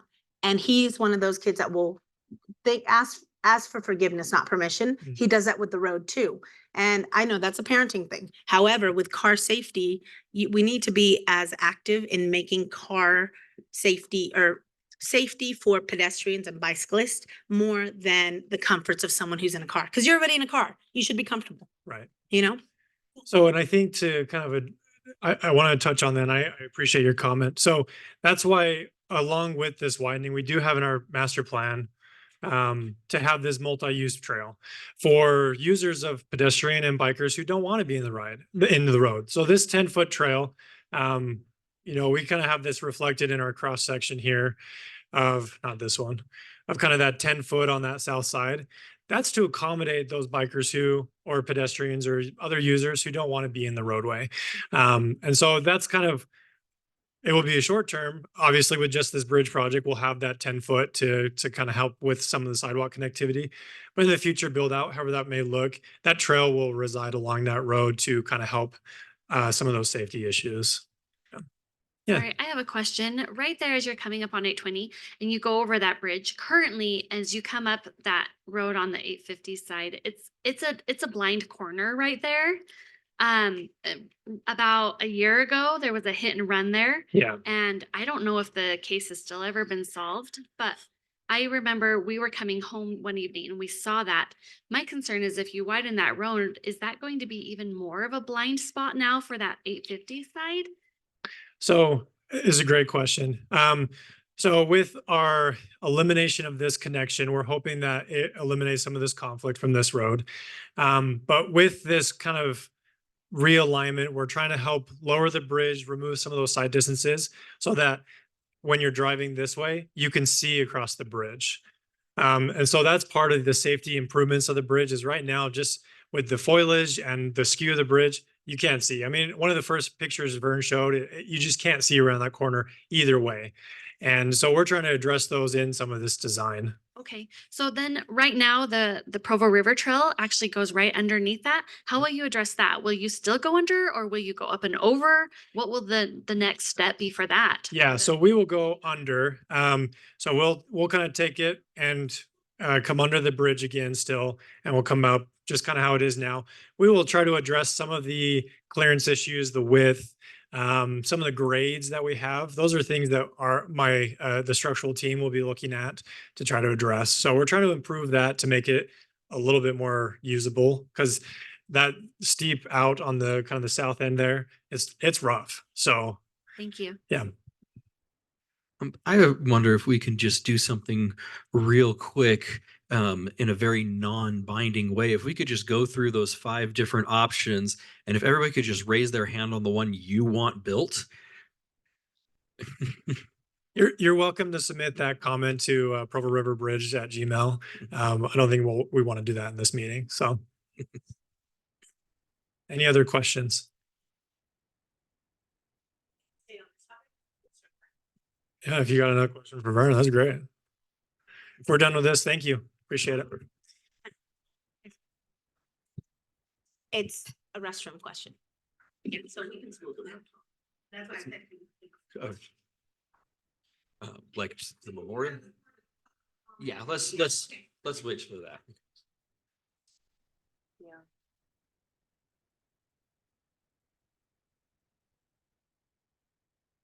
Okay, thank you for everybody who presented. Do we have somebody from the Provo School District? Yes. Sorry, you already heard from me a little bit. My name is Meg Van Wagenen, for those of you who don't know me. And I'm just going to I'll be quick because I know we're kind of going long. A little update about what's going on at the school district, our facilities and whatnot. Do you want to go to the next slide, Rachel? Thank you so much. Okay, we are coming to the tail end. We've been working on a strategic plan as a school district. We've done we've had a steering committee with parents, community members. We did some focus groups, and then we've been discussing it in our board meetings. This is the rough draft that we will be implementing in the next month or two.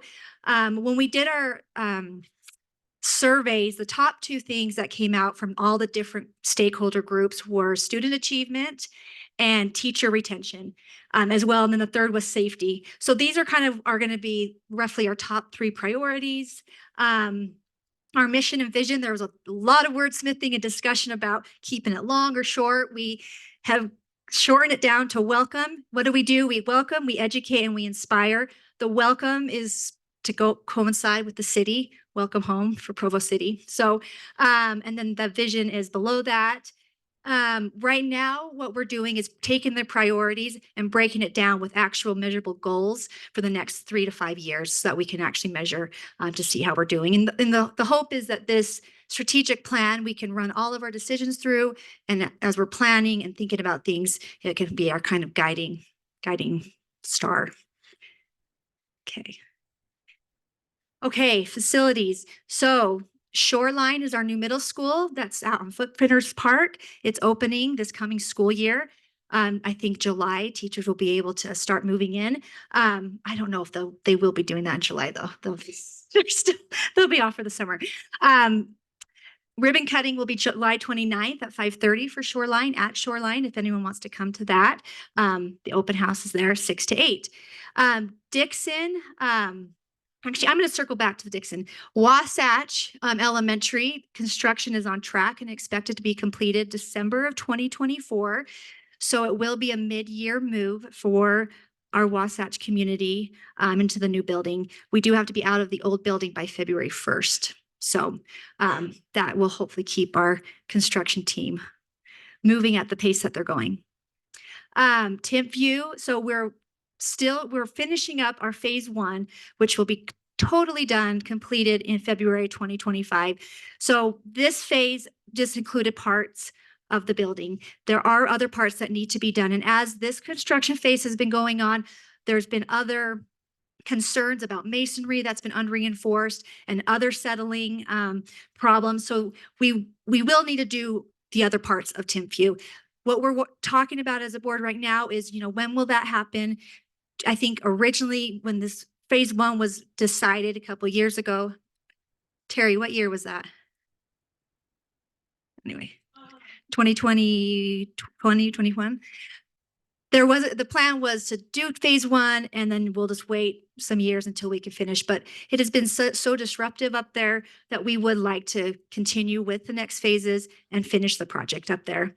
And then we did recently have community meetings where our superintendent and our business administrator discussed our different district facility needs, kind of how school finance works. If you go to our website, provo.edu, on the homepage, you scroll down, there's a link that you can go and see the slides from these community meetings, as well as we have a podcast, and a podcast episode has a discussion between the business administrator and our superintendent talking about the information they shared at these meetings. You can find that there. And we just did discuss our 2 big needs, right? We need a finished Timp View, and we are still talking about what we're going to do with the Dixon site. Because when Shoreline opens, Dixon is our current middle school for the west side boundary that will be closing, and we want to do something. We need to do something with that building. So we're in the process of discussing that. There were some of those options discussed at the community meetings, and you can find those slides. General feedback in that community around Dixon, they don't want developers want to keep green space that the community uses regularly. Right now, adult ed classes on the front, they use some of the space and they can still use that. And for the time being, we did do the Boys and Girls Club needs some space while they're remodeling their current space. So they will be renting the spots of Dixon that are usable. Not all the places of Dixon are safe and usable. So there are a few places that run on their own, few rooms that don't have to use the big boiler. And so to heat or to cool it. And so they'll be using that in the interim. Next one. Okay, school boundaries. So we recently, our transportation department and I guess it was a current developer, who else? Basically, we have a development, Osprey Park and Heather Lane. There was some discrepancies on where the students were supposed to go. There's students right now are going different places because we have open enrollment, right? But our transportation needed clarification on those boundaries. So in order to do that, there's a process in order to change boundaries or designate new boundaries. So this week, tomorrow, for the Osprey Park region, this is in Terry's area, right, Terry? There's going to be a hearing about the boundary at June 6th at 6 p.m. at Sunset View Elementary. And then Heather Lane, Terry, which one is the new development going in Osprey that's not built out yet? Yeah. Heather Lane, the hearing for that boundary is June 10th. At 6 p.m. at Franklin Elementary. And then we will vote. So basically, our transportation has given recommendations, and then they'll present that at these hearings in different options. Really, these 2 boundary things affect about 5 students. So it's not a lot of students right now, but our transportation needs clarification. There's basically coming up, there's like different maps showing different boundaries for this area. With that though, in our April 30th board meeting, the board did approve to start the process of a boundary study. We don't have plans for changing boundaries or necessarily, but just looking at our boundaries. We haven't done anything with boundaries since 2006, and making sure that we're using our facilities the best that we can, our elementary schools the best that we can, and looking at our programming to making sure that we are running efficiently and also providing our kids with great education. So that is a couple-year process, but just want everyone to know that we did approve to go forward and to just do a boundary study. And that will be something we won't do as a district or a board, that we will have an outside consultant help us do that. So that way we aren't, it's an independent person looking at our boundaries and whatnot. So, okay. Other happenings. Right now, June, starting this month, Camp Big Spring started for our 5th graders. I've been seeing some pictures on social media or just some little videos, and it looks so fun. And the kids look so happy to be up there. I know the people in the district that have run Big Springs for so many years just talk about how fun it is and how magical it is for these kids. They do some STEM projects, they do hiking. I have a 5th grader who is like, can't stop talking about going. Coming up, we are working on a cell phone policy. We would like to do a district-wide cell phone policy. Right now, every school does their own kind of policy. Our middle schools do have both a pretty strict cell phone policy. So we are working on that. We'll be asking for feedback from parents, teachers, administration. So possibly, and I guess there may be possible legislation from the state legislators in 2025. Is Norm still here? I can ask Norm. So keep your eye at that. And if you have input, we would love to get it. We will, more about that will be on the summer newsletter the school district sends out. We have these other policies happening right now.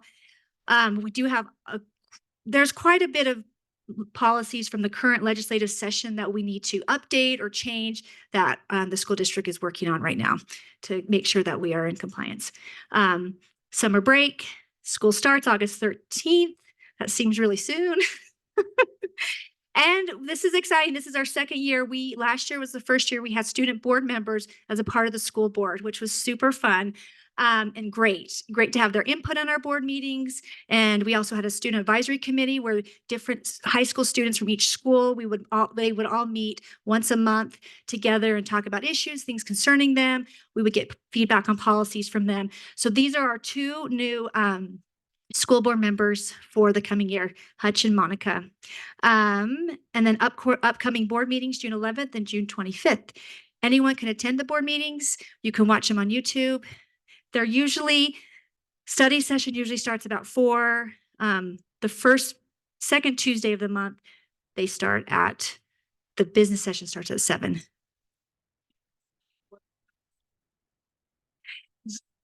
Yes, you can. Yes, I can. So specifically, we had some concerns about kids on e-bikes going really fast to school. And there was concern that we needed to have a better policy about how micromobility devices should be used on our campuses. So basically, it just gives us a definition of what they are, which, it's like a skateboard, a bike, a one-wheel. What are those one-wheel things that people... Yeah, you're right. That's what we said. And basically, the policy does state we want to encourage our students and teachers, anybody, to use active transportation to get to school. We're not trying to discourage that, but just making sure they know the rules of you have to yield to pedestrians. When you're on our campus, you have to go 5 miles per hour, and you have to park your device in a designated parking spot type of a thing. So that's what that came from. And I think as we kind of, worked on that, it's tricky, right? Because I think some of the concerns weren't necessarily on our property, and that's not, we can only designate what's happening on our property, right? So yeah, does that help? Okay. I went kind of fast, but Gina, myself, and Terry are the board members that we all live in District 5, which is kind of fun. There's 3 of us in this neighborhood district. So feel free to email if you have any questions. I wanted to say too, if you go to the website as well, when you scroll down to the bottom, you'll see some buttons and there is a policy button. It says policy and some other board things. And if you click on that, when we do have policies that are up for review, you can click on review draft policies and you can give feedback right through there. So that's a great way to give us feedback too. Oh yeah. My friend who lives in that neighborhood. Yeah. Because I live in your neighborhood, so I can't lie. But I can't be like, I'm from there. I'm not. That's a lie. But my friend had a comment about Dixon. And so I don't know, should I email that in or can I make the comment now just regarding? Yeah, why not? I'll get it from you. Yeah. Okay. Yeah. And we'll add it to, I can add it to all our other input. That's great. So any questions? Other than that, okay. Thank you all. Okay, the next item, we had a complaint about drug activity at Maeser Park. And so we asked Officer Cow, he was here. I'm not sure if he's still here. He might be in the hallway. Oh, okay. Oh, there you are. Just to make sure, this was from an email from Officer Cow about that. And he states, unfortunately, Maeser Park has had a fluctuating drug history. As the drug activity increases, so does patrol of the area. As the patrol of the area increases, the drug activity decreases. As of right now, I do not see a lot of cases regarding drugs or drug paraphernalia. So some information such as what was found, where it was found, and the date and approximate time would be helpful. Getting more information will allow me to better resolve this issue. And he states, as for discovery of actual drugs, a citizen should call the non-emergency number to have an officer collect and dispose of it properly. Citizens can also report suspicious activity in the area by calling the same non-emergency number. It helps the officers if the citizen has a description of the individuals and what the individual is doing to draw the citizen's suspicion. And he says that he'll keep an eye on activity in the area, but that you do have to let him know. And again, your COP officer is am I saying it right? Cow? And there's his number, and the non-emergency dispatch is 801-852-6210. And do you have any questions for your COP officer while he's here? No? Any concerns that you help with as neighbors? So the question was asked if there's any concerns that you can help as neighbors. Right now, not really. You keep your vigilant eye open. If you see something, you can report it. Just make sure that when you do report it, that you kind of let us know what draws a suspicion. If you see people in the park after dark, or, they seem to be like a lighter going up every so often. So stuff that is not usual for the time or anything like that.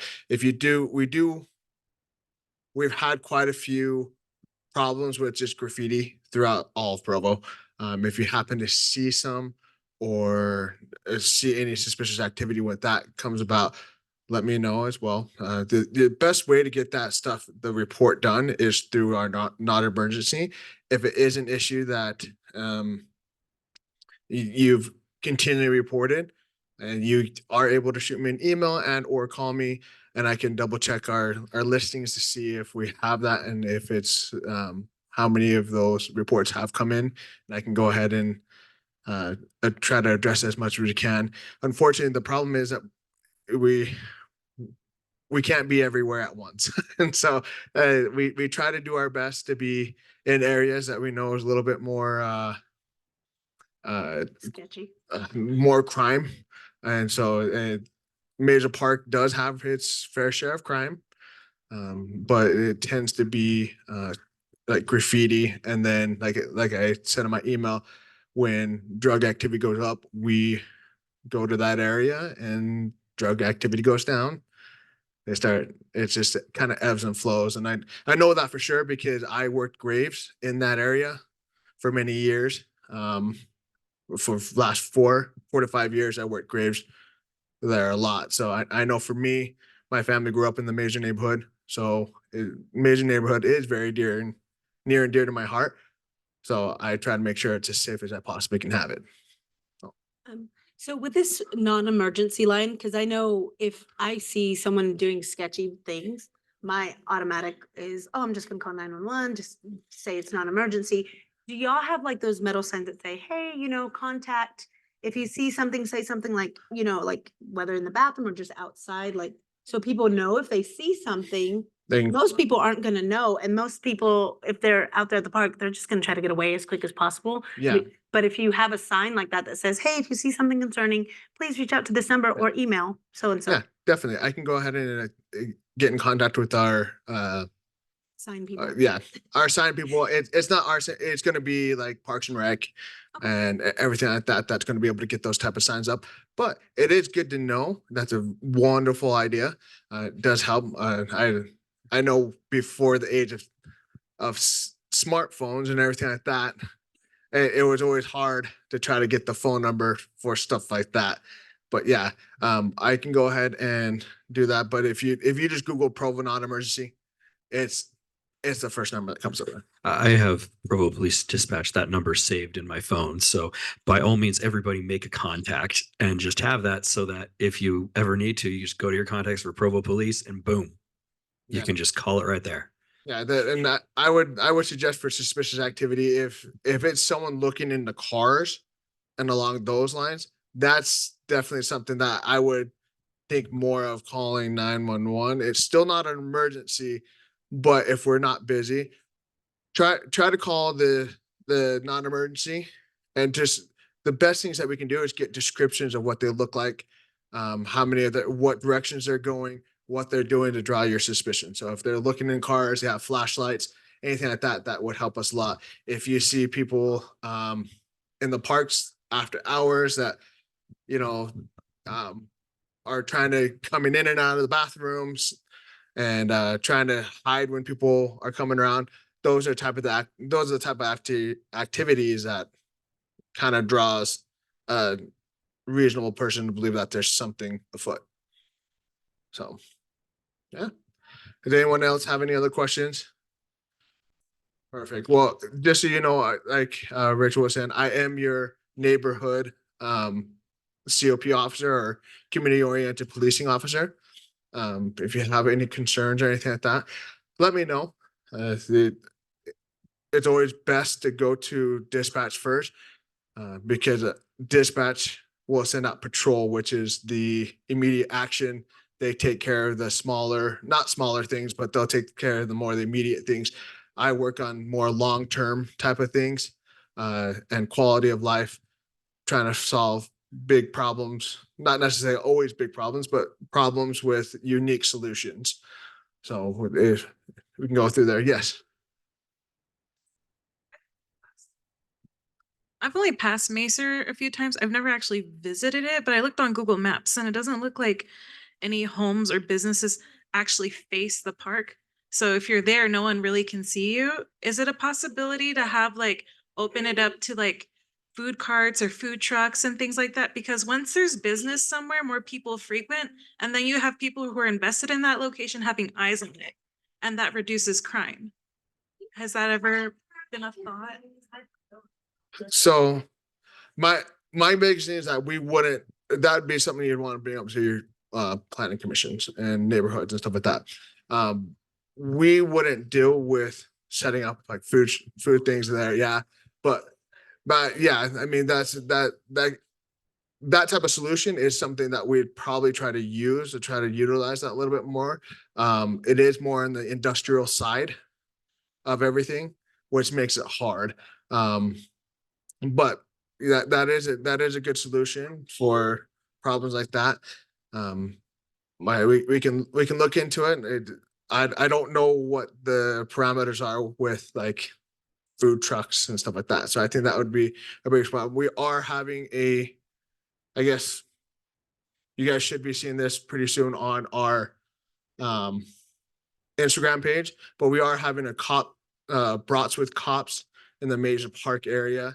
It'll be 12 o'clock. I believe it's going to be next week, Tuesday. So if you're not following our Provo Police Department Instagram or Facebook, I would go follow that. It allows you to see some updated stuff. Also, Oh, yeah. Yep. Yeah. Yeah. Yeah. Oh, yeah. Yeah. No, it is. It's an opportunity for you to meet us as the COP officers and just in police officers in general. We love to have kids because it gives you an opportunity to introduce kids to police officers and help them understand that we aren't there for to just take bad guys. We're there for their safety and help them understand what our real role is if they need help to come to us. Yeah. Yeah. Yeah, that's totally fine. Yeah. Yeah, definitely. But, oh, definitely, definitely. Now, I say that with a little caveat because some stuff I wouldn't feel comfortable answering because me answering those questions would reflect completely and wholly on the department. So a lot of times I'll say, hey, this is my opinion about stuff. This is how I would handle it, stuff like that. As for official police quotes or anything that statements or anything like that, you would have to talk to my sergeant. He'll be able to get you that or anything like that. But yeah, we do open-ended questions. I love it. I love talking to kids, trying to help them understand that. Yeah, I do understand that there's a lot of stuff out there with mixed races. I grew up, I'm half Hawaiian and Filipino Chinese. So I understand it. I get it. And luckily we live in a very nice area here in Provo, Utah, where I don't feel we have that much, even though I grew up this way. Oh, yeah. Yeah, Provo Police Department. I have a quick question. If we have concerns about the speed limit being enforced in parts of our district, is that something we would talk to you about also? Yes, that is stuff that you can bring up. So with that, we try to spread the love, I guess is the best way to do. If you are concerned with stuff, you can bring it up to me and we'll try to run kind of a blitz. Recently, we just had a concerned citizen say about Center Street. Center Street having speeders and stuff like that. And we spent probably 2 or 3 days out there trying to make sure that people are aware. Once again, crime is one of those things that kind of ebbs and flows. You start attacking one area, Right. they start moving to another area and start doing that. Yeah, I know several of us were here be specifically about Memorial Park, and we live in that neighborhood, and there's frequently cars going quite fast right along the park where there are children playing at the Are you park. talking about 800? Yes. Okay. Yeah. So I quite frequently go down in that area. I do Center Street. Like I said, I was born and raised in Maeser neighborhood. And what I mean by Maeser neighborhood is that I used to play night games in Memorial Park. So like I know that area very well, and it's very near and dear to my heart. So I try to do my best to be out there, be seen. With the amount of officers we have, we try to do our best to, like I said, spread the love, trying to get out there. But when we do have calls, we like to go to people if we can. But it is a concern, and I'm more than happy to go out there even more to try to see if I can get that a little bit down. Is Thank that you. all right? Oh, Yeah. of course. Of course.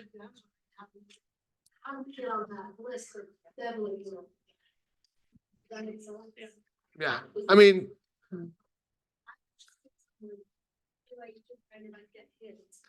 yeah. Like they not bad because they, the car figured it out. I just watch kids cross that road without even looking, and cars come down that road fast. Yeah. So I mean, it gets I hard know, because it's there's always two sides to it, right? By law, a pedestrian is not they have to actually wait, and they're not allowed just to randomly go out, which sometimes that happens. I'm not saying it all the time, and it is responsibility of a driver to be aware of stuff like that. But there's also I a agree. little bit of a responsibility of Little kids that are Right. not carrying.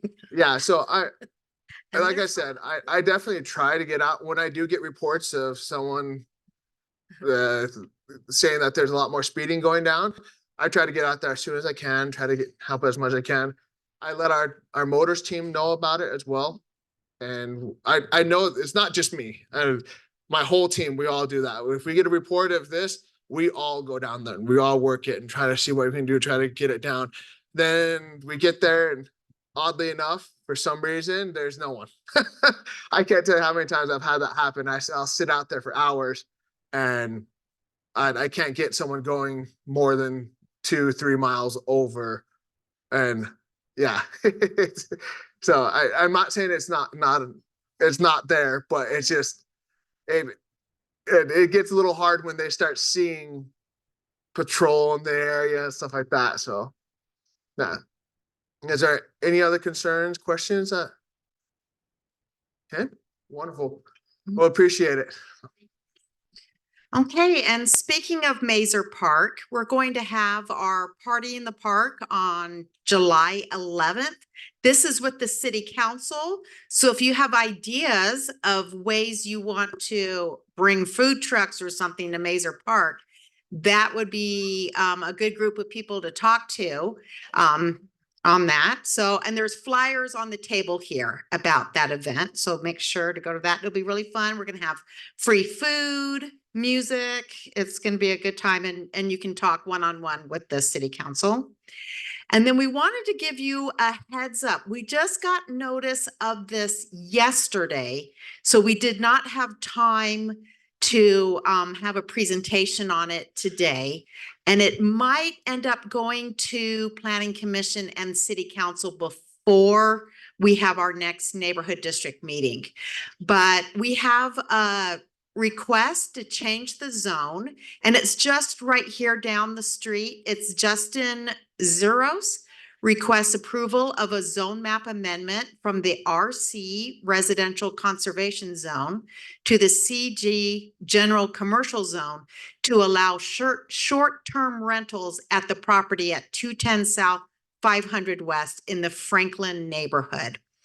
And so he is wanting to do short-term rentals, in other words, Airbnb, in this home to tourists, business travelers, and people needing emergency housing. He specifically said the unemployed, divorced, and bereaved. He says the revenue generated will cover the maintenance costs of the home. The home was built in 1873.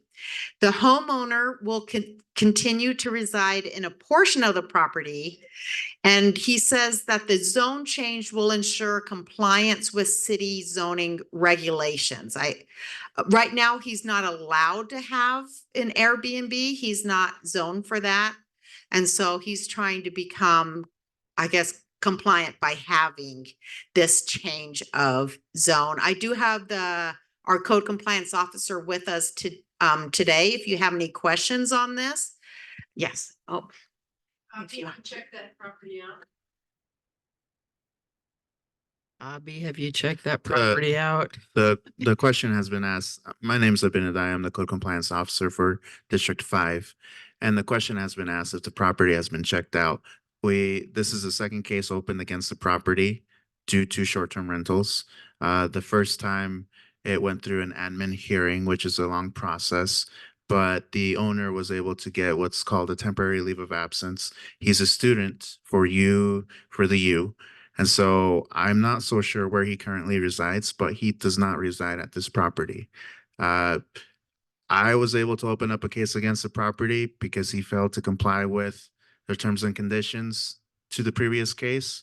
So there were several violations that I cited him for, and he is set to appear in court next month for these code violations. So this is part of the reason as to why he's opening up this, which he has a right to, zone map amendment for this property. The specific zone that's being requested, the CG zone, allows for a short-term rental to be a conditional use, not a permitted use. Conditional use means that there needs to be a permitted use already as a CG zone to allow for that conditional use to exist. But that's something that Mary, who is the city planner attached to this, will decide. So it will go through that process, Planning Commission, City Council, and it will be decided then. But in other words, he still has to appear in court. Okay, I'm just worried about the quality of life on that property for whoever You're more than, renting or whatever. yes, and you're more than welcome to attend the planning commission, attend city council. Where that will to be brought voice- up. To voice your opinions, correct? Of course.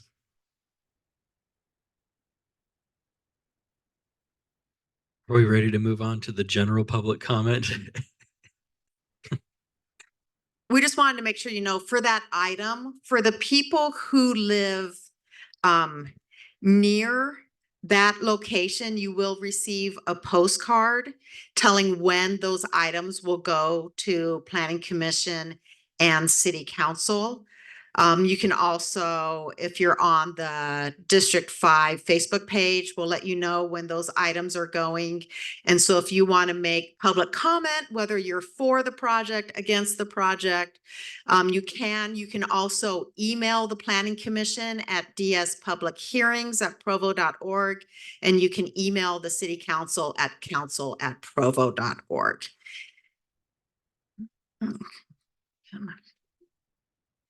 Okay, did we want to do election for secretary? Most of our board members have left. So Perhaps we should delay that. since maybe we're already till the 40 next minutes time. over. Next time, yeah. Okay, we will do that for next time. Okay, so public comment. All right, I know we have at least one. This is my drive. Okay, so yeah, where'd she go? Oh, I was messaging with Carol and we were talking about the bathrooms at Memorial Park. And I just wanted my opinion voiced and also a group of my friends' opinions voiced that can't be here. Sorry, could you hold the microphone closer to your mouth so Yes.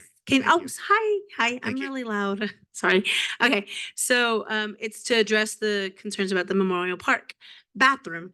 And I don't live in that direct neighborhood. I live on the other side of where Provo Peaks Elementary is and just down from it. And we frequent Memorial Park pretty often. And I have a son who's 6 and a daughter who's 2. My 6-year-old, if he has to go potty, I don't live right next to the park. So I can't just be like, yeah, let's go. I'm just like, I'm sorry, baby, you didn't go at home. So do like a dog and go pee on the tree. I'm sorry. That's what I tell him. However, he's at the age where he's 6 and I can't tell him to hold it because they don't get that. But he's also at the age where he's getting old enough to where I don't feel comfortable with him exposing his body to go pee by a tree. And so that for me is uncomfortable for my child. I feel like a benefit would be to have a bathroom there. There's no public restroom there. It's often a park that I go to and I see a lot of people there that may not live in that neighborhood and they've texted me, can we come to your house to use your bathroom? I don't even live right by the park. So I think a bathroom would be beneficial in that area. And a lot of my friends have, we've all agreed with that. It's a great little neighborhood park, especially for little kids.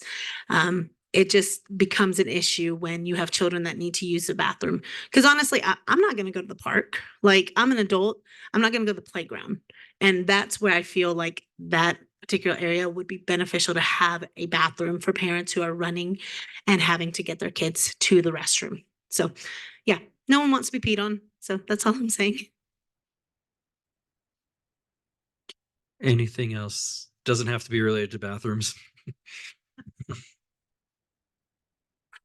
Just a point of personal privilege. I'm wondering if we could include in the minutes an expression of thanks to Dylan, who served as the district neighborhood chair secretary.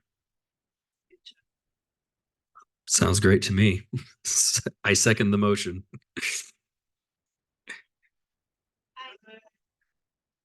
Motion passes unanimously. I love it. Is there anything else about any subject at all? That's what this part is for.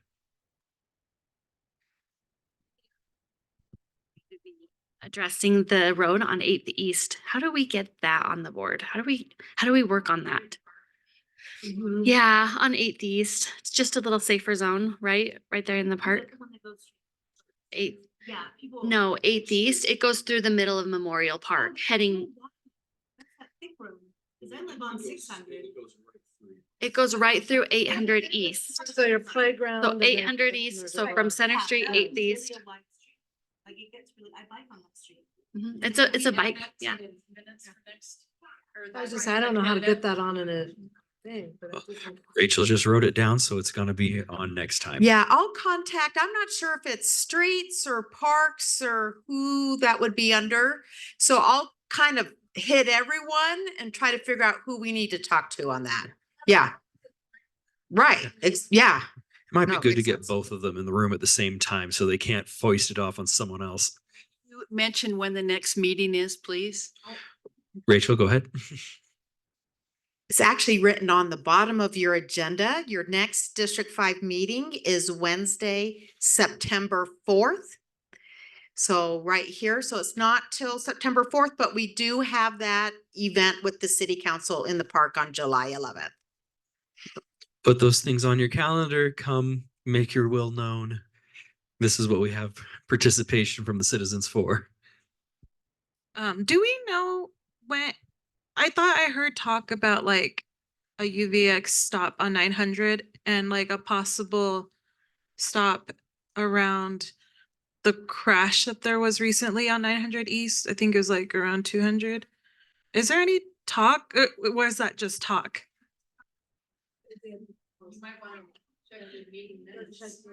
The guy came from the city and spent like a half hour talking, or not. No, not that stop. That was a different, Oh. that was farther north. Yeah, that was farther north, the one I'm talking about. Cause I've heard talk about a front runner stop. Like somewhere near like the creamery on 900 East.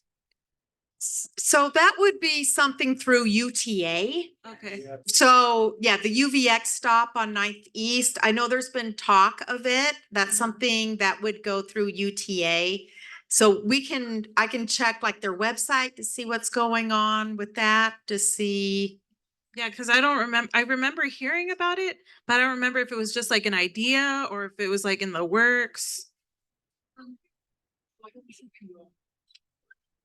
Oh, Sorry, I did not want to be on camera. Rachel, can we have Parks come next time too? So we can talk about. well, I tried to get Parks to come this time. John Bunderson couldn't come. So Riley Snelson was gonna come and then he couldn't come. So it ended up being me and I know nothing. So I apologize. But yeah, I'll see if they can come next time. Rachel, thank you. If there's nothing else, then thank you all for coming and making your voices heard. Sorry it went a little over. Have a wonderful evening.